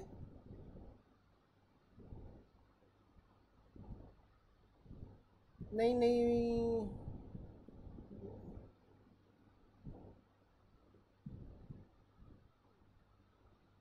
इंफीरियर कॉलिकुलस होता है जो हेयरिंग के लिए होता है। कॉलिकुलस कौन सा होता है, that is a different thing, ठीक है। हाँ, जो सुपीरियर और इंफीरियर कॉलिकुलस है ना, वो आपके पास अलग चीज़ें हैं, ठीक है ना। वो आपके पास जो मिड ब्रेन होता है ना, मिड ब्रेन के पीछे आपके पास जो है ना, वो प्रोट्रूजन्स होती हैं या एलिवेशंस होती हैं, ठीक है। उन्हें आप सुपीरियर और इंफीरियर कॉलिकुलस कहते हो, ठीक है। मिड ब्रेन के पीछे वाली साइड पे आपके पास प्रोट्रूजन्स या एलिवेशंस होंगी जिन्हें आप कॉलिकुलस कहते हो। जो सुपीरियर कॉलिकुलस होता है वो आपके पास विजन के लिए होता है, जो इंफीरियर कॉलिकुलस होता है वो हेयरिंग के लिए होता है। उनमें और इंफीरियर और सुपीरियर ऑलिवरी न्यूक्लियस के अंदर फ़र्क है, ठीक है। फिर हम आ जाते हैं parietal lobe lateral part concern with, sorry ये वाला तो हो गया था। फिर हम 290 पे आते हैं, रेट्रोफरेंजियल लिम्फ नोड रिसीव लिम्फ विया फेरिंग्स, ठीक है। तो आपके पास जो रेट्रोफरेंजियल लिम्फ नोड्स हैं वो आपके पास लिम्फ रिसीव करते हैं from the pharynx. A patient having enlarge jugulodigastric nodes, cause of node enlargement आपके पास क्या होगा, पैलेटाइन टॉन्सिल्स आ जाएंगे। In posterior cranial fossa facial nerve enters through the stylomastoid foramen, ठीक है। अब फेशियल नर्व जौन सा है हमने पढ़ा था, जो आपने हमने पढ़ा था कि फेशियल नर्व जौन सा होता है passes through the internal auditory meatus and facial canal of the temporal bone before leaving the skull, ठीक है। अब ये जो फेशियल नर्व है ये आपके पास इंटरनल ऑडिटरी या अकूस्टिक मेटस को लीव करती है, फिर फेशियल कनाल के थ्रू गुजरती है, स्कल लीव करती है, leaves the skull by passing through the stylomastoid foramen, और उसके बाद ये सप्लाई करती है mnemonic imagine something making facial expression to say PSS। तो ये आपके पास जो फेशियल नर्व है ना, वो आपके पास फेशियल एक्सप्रेशन मसल्स को सप्लाई करेगी, पोस्टीरियर बेली ऑफ डायगैस्ट्रिक को सप्लाई करती है, स्टिपिडियस को सप्लाई करती है और स्टाइलोहायोइड मसल्स को सप्लाई करती है, ठीक है। Nerve passing through the पेट्रस part of temporal bone आपके पास फेशियल नर्व होती है। जो मसल होता है उसमें आपके पास स्टाइलोहायोइड मसल होता है जिसे सप्लाई कर रही होती है। मिडिल एयर में ये नर्व टू स्टेपिडियस देती है। नर्व टू स्टेपिडियस अगर आपके पास इंजर हो जाए तो फिर कौन सी कंडीशन होती है, कोई बता सकता है? अगर नर्व टू स्टेपिडियस इंजर हो जाए, जो फेशियल नर्व की ब्रांच है, तो फिर उस कंडीशन को हम क्या कहते हैं? उस कंडीशन में क्या होता है, कोई बता सकता है?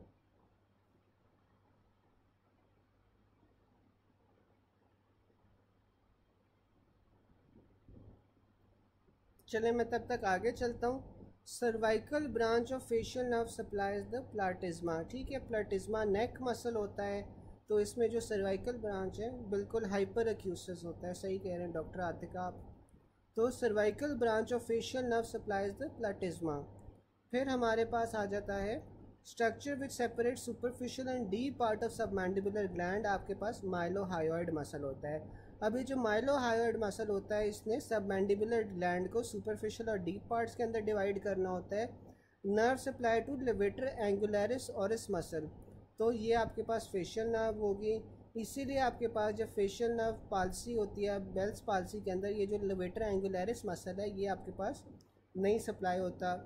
फिर आ जाता है आपके पास anterior 2/3 taste carried by facial nerve, superficial structure that lied in parotid gland, तो ये आपके पास फेशियल नर्व होती है।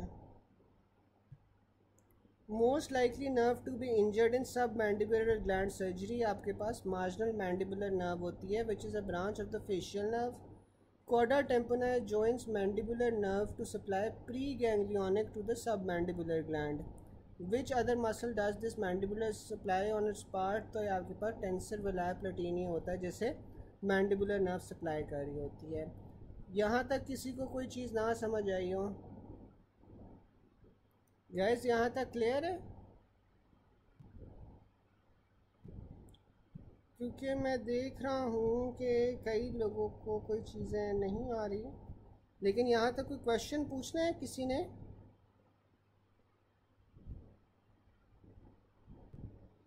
Any questions up till now?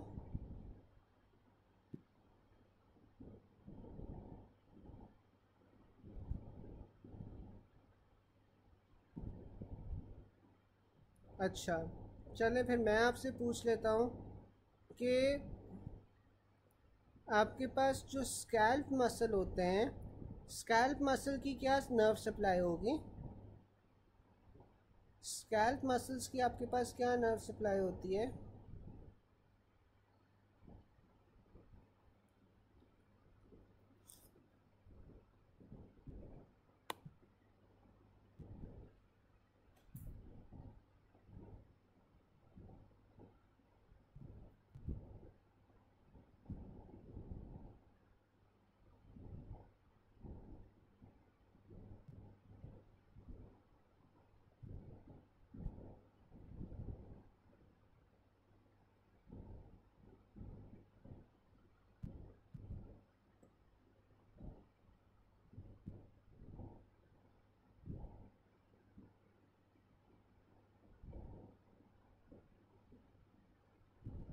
Guys ये सामने तो लिखा हुआ है कि स्कैल्प मसल में आपके पास पोस्टीरियर ऑरिकुलर आ जाता है और साथ में आपके पास deep temporal branches of facial nerve आ जाते हैं। ठीक है, तो ये सामने लिखा हुआ है।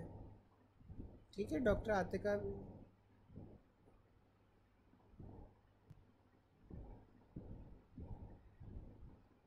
सुपरफिशियल टेम्पोरल तो नहीं होगा ना डॉक्टर सोनिया, डीप टेम्पोरल होगा। ठीक है, डीप टेम्पोरल फेशियल नर्व की जो ब्रांच होगी वो होगी।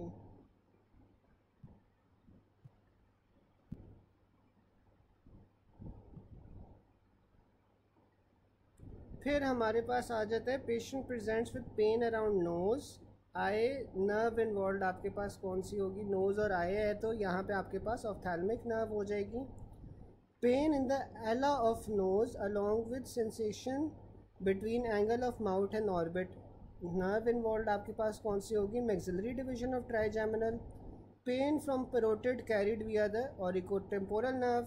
अ patient has pain on the side of nose and area of mouth between mouth and orbit temporal reason.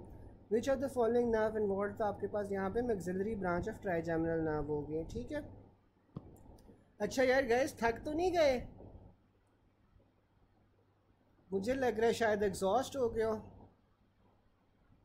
हिम्मत है क्योंकि डॉक्टर आलिया से मैंने जो सा है वो 8:30 तक का टाइम लिया हुआ है क्लास का, तो कर लोगे 8:30 तक?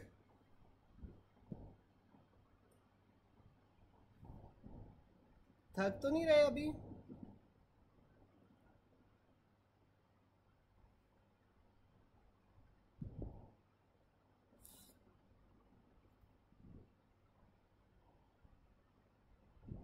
डॉक्टर आतिका तो सही है, बाकी सारे सही हैं। चले फिर हमारे पास 293 आ जाता है, the loss of visual acuity and visual field in thyrotoxic ophthalmopathy is likely due to optic nerve compression तो आपको पता है ये जो थायरोटॉक्सिक ऑप्थेल्मोपैथी होती है इसमें आपकी ऑप्टिक नर्व जौन से वो ऑप्टिक नर्व जौन सी है वो कंप्रेस हो जाती है. A patient had dependent edema is diagnosed as having hepatoma caused by the compression of inferior vena cava. अच्छा, आपको पता है कि अगर आपके पास हेपाटोमा बन जाए तो आपके पास इंफीरियर वेना केवा जौन से वो कंप्रेस हो जाएगी. इंफीरियर वेना केवा कंप्रेस होगी तो आपको डिपेंडेंट एडिमा हो जाएगा. True about supernumerary cervical rib क्या होता है? जो आपके पास सुप्रा न्यूमररी सर्वाइकल रेब होती है that will compress the brachial plexus and the subclavian vessels. Dilatation of aortic arch will compress the left bronchus, क्योंकि आयोटिक आर्च लेफ्ट साइड पे होती है. कार्पल टनल सिंड्रोम में आपके पास क्या होता है? मीडियन नर्व की कंप्रेशन हो रही होती है. Decrease visual activity in thyroid disease आपके पास ऑप्टिक नर्व की कंप्रेशन की वजह से हो रही होती है. Fracture of the first lumbar vertebra में cause compression of the conus medullaris. ठीक है, फिर आपके पास आ जाती है regarding Bell's palsy which of the following is most appropriate. It is caused by compression of the stylomastoid foramen. ठीक है, स्टाइलोमास्टर्ड फोरामेन से आपके पास फेशियल नर्व पास कर रही होती है. फेशियल नर्व अगर कंप्रेस हो जाएगी तो आपके पास फिर बेल्स पाल्सी हो जाएगी.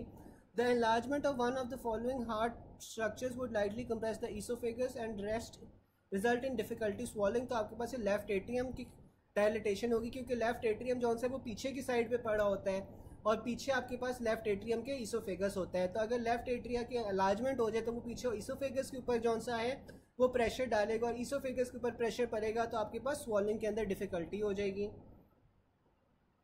बाकी सबको आवाज आ रही है?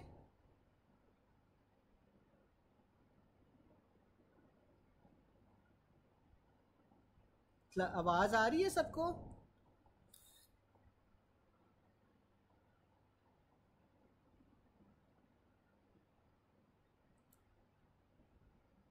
चलें, फिर हमारे पास आ जाता है compression of S1 nerve root. तो अगर S1 नर्व रूट की कंप्रेशन हो जाए तो आपके पास क्या होगा? लॉस ऑफ एंकल जर्क होगा. Cubital tunnel syndrome due to ulnar nerve entrapment में cause consequence of compression by one of the following muscles.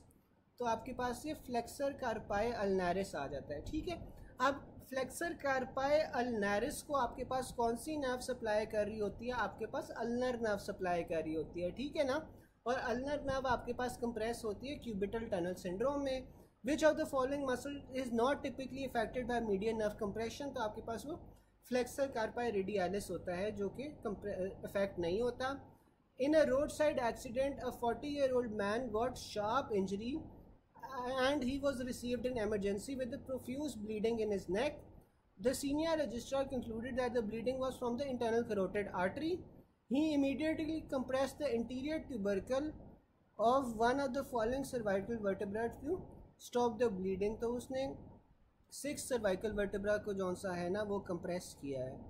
ठीक है, तो बेसिकली वो ये बताना चाह रहा है कि जो इंटरनल करोटिड आर्टरी होती है ये आपके पास जो इंटीरियर ट्यूबरकल होता है ऑफ द 6 सर्वाइकल वर्टिब्रा वहाँ से गुजरी होती है. वहाँ पे आप उसे कंप्रेस कर सकते हो to stop the bleeding.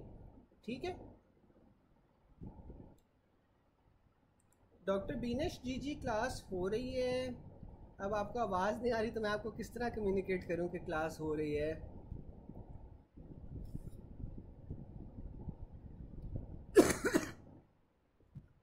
Sorry. फिर हमारे पास पॉइंट नंबर 294 आ जाता है. 294 में वो ये बताता है कि regarding central retinal artery occlusion slow painless blindness. ठीक है, तो अगर सेंट्रल रेटिनल आर्टरी की जौन सी है वो ओक्लूजन हो जाएगी तो आपके पास स्लो पेनलेस ब्लाइंडनेस होती है. ठीक है, वॉइस लो है. अगर जिन्हें वॉइस कम आ रही है ना वो तो एयरफोन्स यूज़ करें, वो बेहतर हो जाएगी. यूट्यूब के ऊपर ना आवाज़ कम हो जाती है ऑटोमेटिकली. ठीक है, तो उसके लिए आप एयरफोन्स यूज़ करो, आपके पास बेहतर हो जाएगी. अब जिनको आवाज़ नहीं आ रही उनका प्रॉबेबली इंटरनेट का इशू है जिस वजह से आवाज़ नहीं आ रही. ठीक है, वो यूट्यूब पे ना खुद ही ऑटोमेटिकली आवाज़ थोड़ी कम हो जाती है.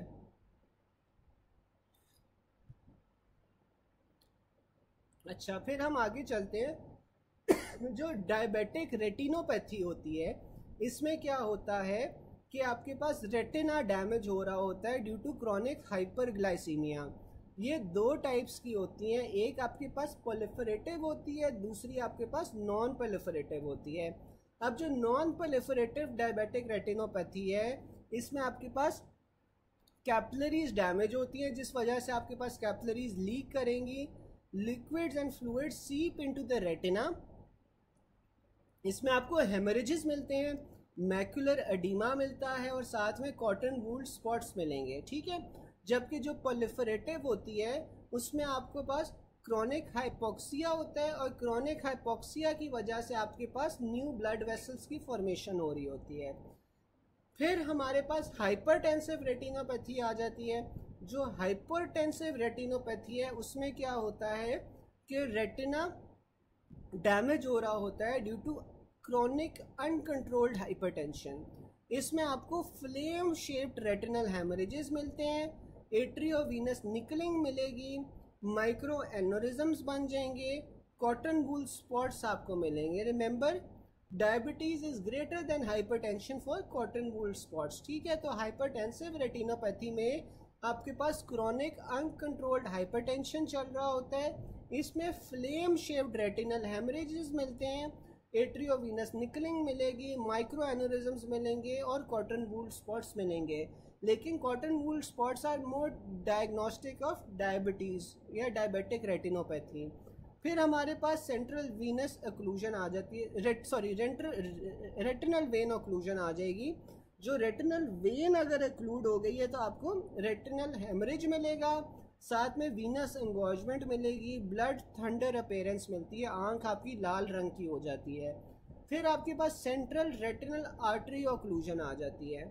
अब जो सेंट्रल रेटिनल आर्टरी ऑक्लूजन थी, ऊपर हमने पढ़ा था कि इसमें आपके पास पेनलेस ब्लाइंडनेस होती है, ठीक है। तो acute painless mono ocular vision loss, ठीक है। तो एक आंख का विजन लॉस होना शुरू हो जाता है, रेटिना क्लाउडी हो जाता है with attenuated vessels and cherry red spots at the fovea which is the centre of macula. Evaluate for एम्बोलिक source, की कोई एम्बोलिज्म तो आके आपके पास रेटिनल आर्टरी को ओक्लूड नहीं कर रहा, ठीक है। फिर हमारे पास पेपल एडीमा आ जाता है। जो पेपल एडीमा होता है उसमें आपके पास ऑप्टिक डिस्क की स्वेलिंग होती है, यूजुअली ये बायलैटरल होता है और ये आपके पास इंक्रीज इंट्राक्रेनियल प्रेशर की वजह से होता है। इसमें आपको एनलार्ज ब्लाइंड स्पॉट मिलेगा and elevated optic disc with blurred margins, ठीक है। अब हम एमसीक्यूज कर लेते हैं कि patient having 15 years of diabetes, decrease visual acuity, white spots आपको मिल रहे हैं, एक्सोडेट्स मिल रहे हैं, तो ये आपके पास फिर सेंट्रल रेटिनल वेन ऑक्लूजन है, ठीक है। अब यहाँ पे आप देखो जो हमने सेंट्रल रेटिनल वेन ऑक्लूजन पढ़ा था, इसमें आपको क्या मिल रहा था, आपको रेटिनल हेमरेजेस मिल रहे थे जिस वजह से आपके पास वाइट स्पॉट्स आ जाएंगे और साथ में आपको एक्सोडेट्स मिलेंगे, ठीक है, बिकॉज ऑफ हेमरेज। फिर आ जाता है cotton wool spots on split lamp, आपके पास ये डायबिटिक रेटिनोपैथी होगी। फिर सिल्वर एंड कॉपर वायरिंग, अब ये जो सिल्वर कॉपर वायरिंग आ जाए, एवी निकलिंग आ जाए, तो ये सारे आपके पास हाइपरटेंसिव रेटिनोपैथी के साथ एसोसिएटेड होते हैं। Edema in retina occurs in diabetes, characteristic retinal changes that occur in hypertension, arteriovenous nipping आ जाएगी। फिर आ जाता है middle age man male present had recently developed diminished visual acuity, he has chronic hypertension for 15 years. Fundoscopy में आपको grade 3 retinal changes मिल रहे हैं। The most important target of hypertension in retina are arterioles, ठीक है। तो जो आपके पास हाइपरटेंशन होती है ना, वो सबसे ज़्यादा टारगेट आपके पास आर्टेरियोल्स को कर रही होती है। अ 30-year-old patient present with history of recurrent headache was sent for fundus evaluation. He was found to have generalized arterial attenuation and multiple cotton wool spots and flame shaped hemorrhages. अब ये जो flame shaped haemorrhages हैं ये किसके अंदर मिलते हैं? कोई मुझे चैट बॉक्स में बता सकता है कि जो फ्लेम शेप्ड हेमरेजेस हैं ये किस में मिलेंगे हमें?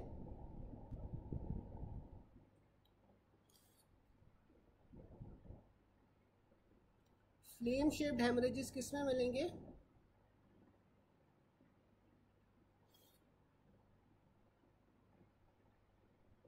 हाइपरटेंशन में, ठीक है। फिर हमारे पास आ जाता है 60-year-old male was operated for cataract 6 months back, now complains of floaters and sudden loss of vision. ठीक है, तो ये आपके पास रेटिनल डिटैचमेंट होती है। ये जब भी आपको फ्लोटर्स मिले ना तो ये आपके पास फिर रेटिनल डिटैचमेंट होगा और इसमें सडन लॉस ऑफ विजन होती है। Whole of retina except rods and cones is supplied by the central retinal artery, which artery has branches that are end arteries. तो आपके पास ये सेंट्रल रेटिनल आर्टरी होती है, ठीक है, जिसमें एंड आर्टरीज प्रेजेंट होती हैं।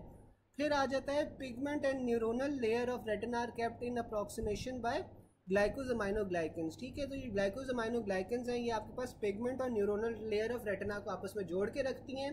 The outermost layer of retina consist of pigmented epithelial sales.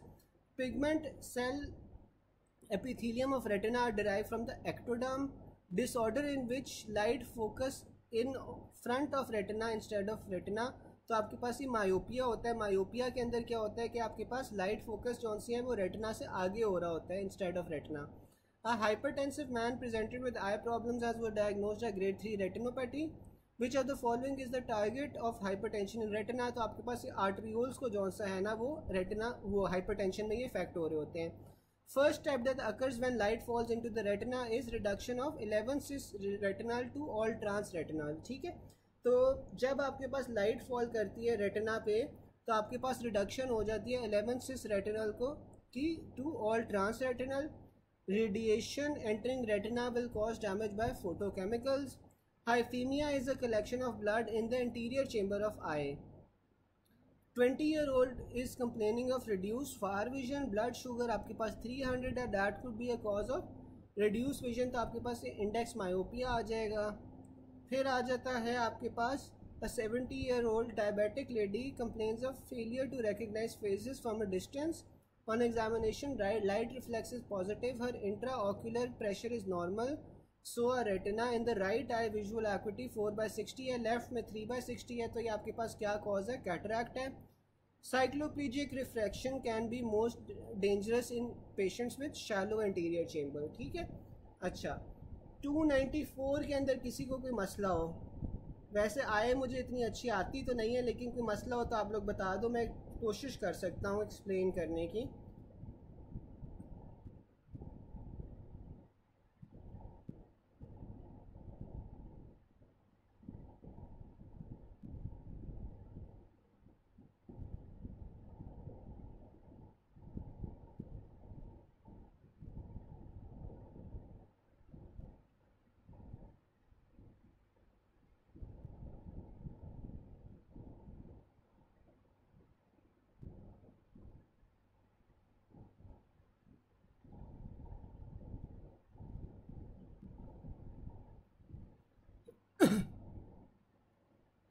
ठीक है, चलो आगे चलते हैं। हमारे पास पॉइंट नंबर 295 आ रहा है, इसमें आ रहा है 15-year-old, लास्ट वाले 2 पॉइंट्स।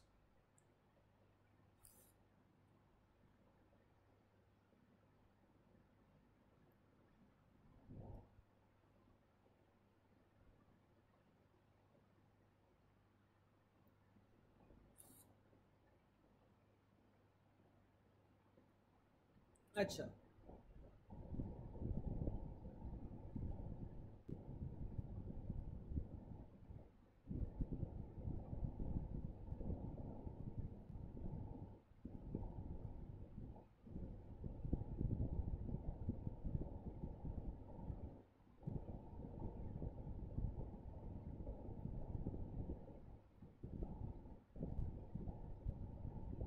अच्छा मैं देखो, अब ये जो सेकंड लास्ट पॉइंट है ना, इसमें तो ये है कि 70-year-old डायबिटिक लेडी है, ठीक है, उससे जो सा नज़र आना कम हो गया है। ठीक है, लाइट रिफ्लेक्स उसका पॉजिटिव है, इंट्राओक्यूलर प्रेशर भी नॉर्मल है, रेटिनाज भी नॉर्मल है।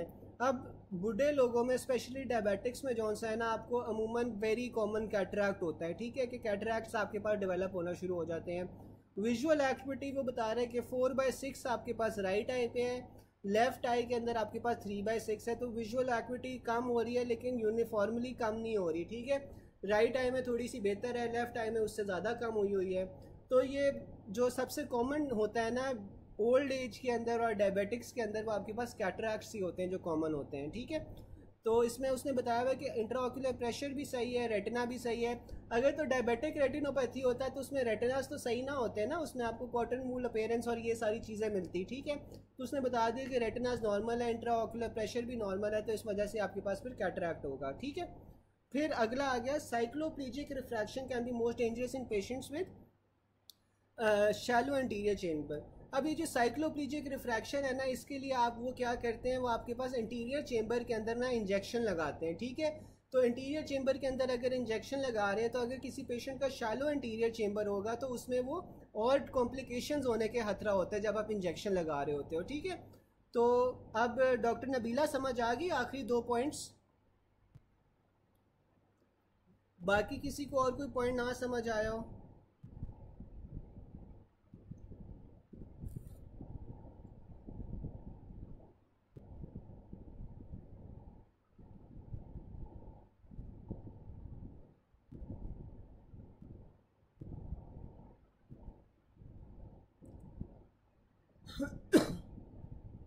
किसी को कोई पॉइंट ना समझ आया हो?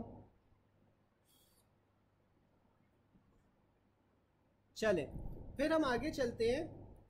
295 है, a 15-year-old girl with fixed dilated pupils, lesion at the oculomotor nerve, unable to close eyes। अगर पेशेंट जो सा आंखें नहीं बंद कर पा रहा तो आपके पास फेशियल नर्व लीजन है।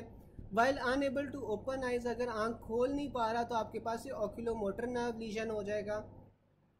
Third, cranial nerve damage, lesion results in absent pupillary light reflex, blown pupil, often with down and out gaze, ठीक है।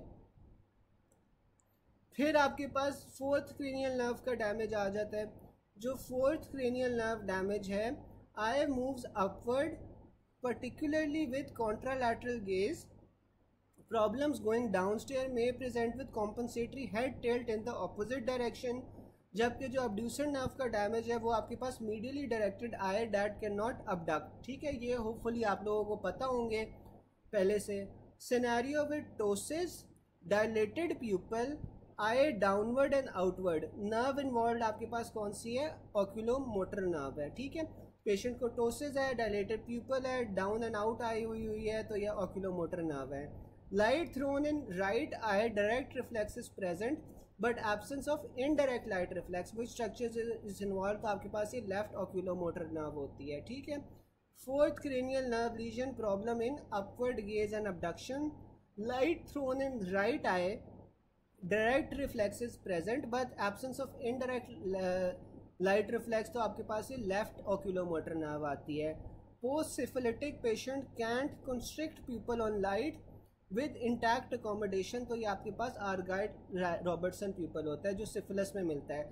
आर्गाइल रॉबर्टसन प्यूपल में क्या होता है कि पेशेंट जौन सा है लाइट के ऊपर कंस्ट्रिक्ट नहीं कर सकता, लेकिन अकोमोडेशन रिफ्लेक्स जौन सा है वो उसका इंटैक्ट होता है, तो दैट इज आर्गाइल रॉबर्टसन प्यूपल। अच्छा मुझे ये बताओ कि सबको डायरेक्ट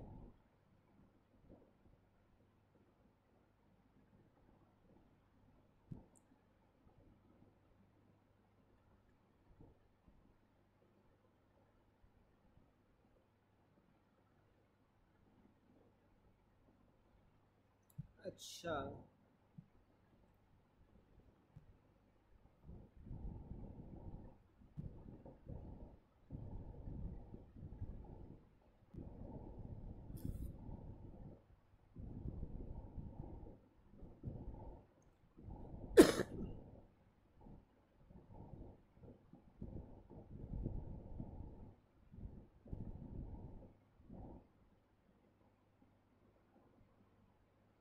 यार जो सुपीरियर ऑब्लीग मसल है ना, सुपीरियर ऑब्लीग मसल ये आँख को अंदर और मीडियली जौन सा है और नीचे की तरफ जौन सा है ना वो पुश करता है, ठीक है।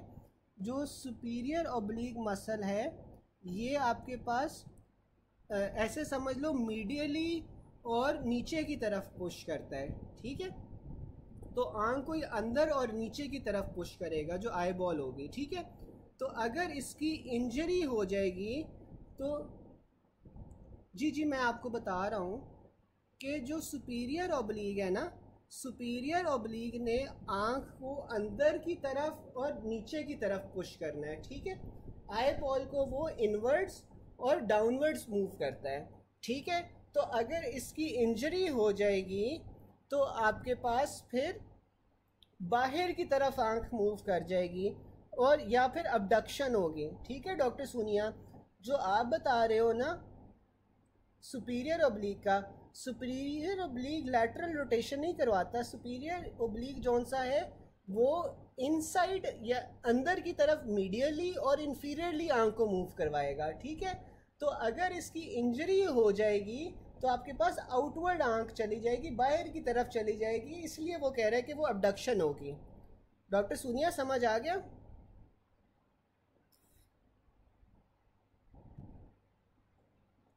अब ये देखो यहाँ पे वो बता रहा है कि cranial nerve 4 damage, I move upwards particularly with contralateral gauge, ठीक है। तो मसला ये हो रहा है कि आंख बाहर की तरफ चली गई है या अबडक्शन हो रही है, ठीक है। और डॉक्टर आतिका आप सही कह रहे हो, जो लैटरल रोटेशन है या जो लैटरली मूव करवाता है वो लैटरल रेक्टस ही करवाता है, ठीक है, ये आप सही कह रहे हो। यहाँ तक समझ आ गई। मुझे ये बताओ कि सबको डायरेक्ट और इनडायरेक्ट लाइट रिफ्लेक्स का डिफरेंस पता है? डायरेक्ट और इनडायरेक्ट लाइट रिफ्लेक्स का डिफरेंस पता है?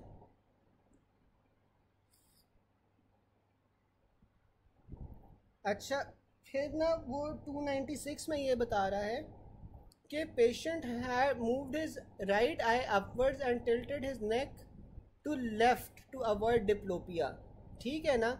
तो पेशेंट की जो आंख है वो अपवर्ड्स और टिल्टेड, उसने नेक टिल्ट किया है टू अवॉइड डिप्लोपिया, तो ये सुपीरियर ओब्लिक होगा। लैटरल रेक्टस आपके पास LR6 होता है, अब्ड्यूसर नर्व होती है, सुपीरियर ओब्लिक SO4 होता है, ये आपको पता होगा। Rest are all supplied by the oculomotor nerve, abducens nerve passes through cavernous sinus, ये भी आपको पता है। Unable to perform lateral movement of right eye, तो ये कवर्नस साइनस की इन्फेक्शन होगी।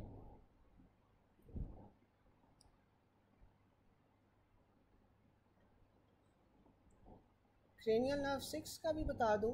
अच्छा डॉक्टर बख्तावर, ये तो इतना मुश्किल नहीं है। देखो LR6 होता है ना, लैटरल रेक्टस कौन सा होता है, वो आपके पास अब्ड्यूसर नर्व या 6 क्रेनियल नर्व से सप्लाई हो रहा होता है।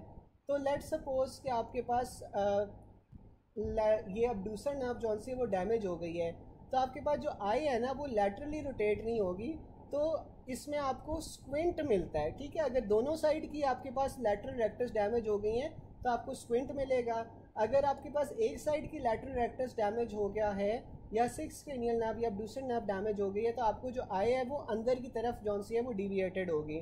इसमें ऊपर नीचे वाला हिसाब नहीं होगा, इसमें बस ये होगा कि मीडियली जौन सा है ना वो डिविएटेड होगी उस साइड की आंख जिस साइड का लैटरल रेक्टस जौन सा है वो डैमेज है, क्योंकि वो लैटरली मूव नहीं कर पाएगा, ठीक है। डॉक्टर बख्तावर समझ आ गई?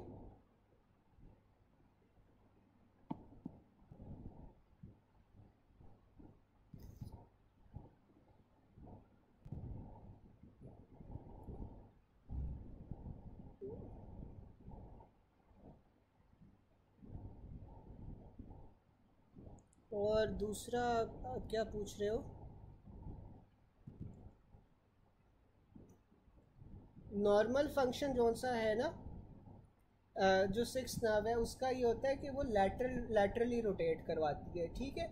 अच्छा, एक आसान तरीका जो याद रखने का है ना वो ये है कि जितने भी रेक्टाइल मसल्स होते हैं ना वो आपके पास उसी जगह के ऊपर मूवमेंट करवा रहे होते हैं, ठीक है। जैसे लैटरल रेक्टस है तो उसने लैटरली मूव करवाना है, मीडियल रेक्टस है तो उसने मीडियली मूव करवाना है, सुपीरियर रेक्टस है तो उसने सुपीरियरली मूव करवाना है, इन्फीरियर रेक्टस है तो उसने इन्फीरियरली मूव करवाना है, ठीक है। अब ये जो ओब्लीग मसल्स होते हैं ना इनका अलग फंक्शन होता है। अब सुपीरियर ओब्लीग है तो इसने डाउनवर्ड्स मूव करवाना और मीडियली मूव करवाना है, ठीक है। अगर इन्फीरियर ओब्लीग है तो इसने अपवर्ड्स मूव करवाना है। जो ओब्लीग मसल्स होंगे ना उनका उल्टा फंक्शन होगा, जो रेक्टस वाले होंगे उनका सेम फंक्शन होगा, ये याद करने का तरीका है।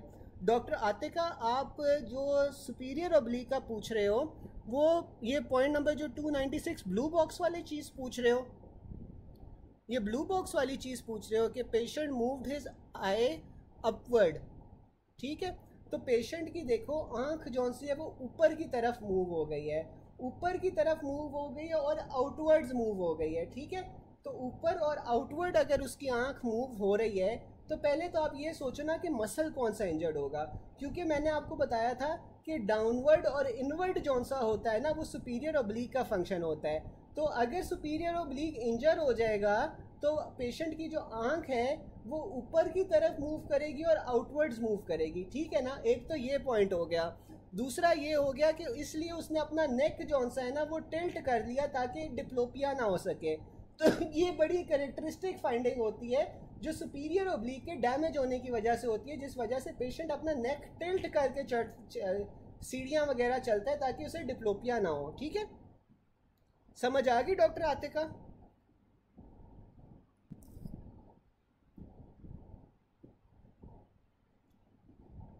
और मुझे ये बताओ कि बाकी आप लोग कर लोगे, 7 पेजेस रह गए या मैं डॉक्टर आलिया से थोड़ा सा और टाइम ले लूँ टू कवर दिस?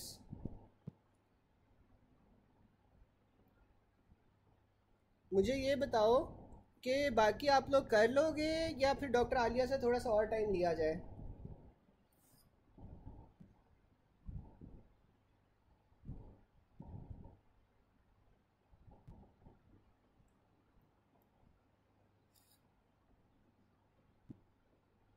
जी जी, आज लास्ट लेक्चर है सीएनएस का।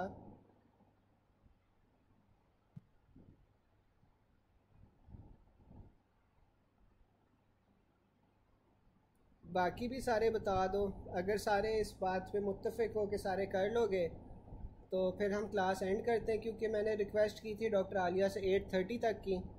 तो अगर तो आप लोग कर लोगे तो सही है, अगर मुश्किल है तो फिर मैं डॉक्टर आलिया से टाइम ले लेता हूँ थोड़ा सा और।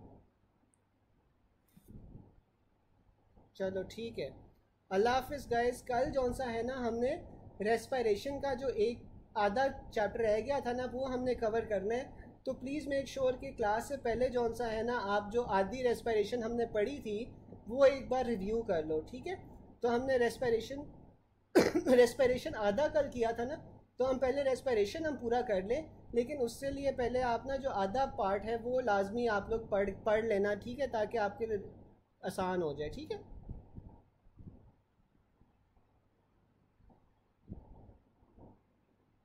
चलें ठीक है, अल्लाह हाफिज़ गाइस।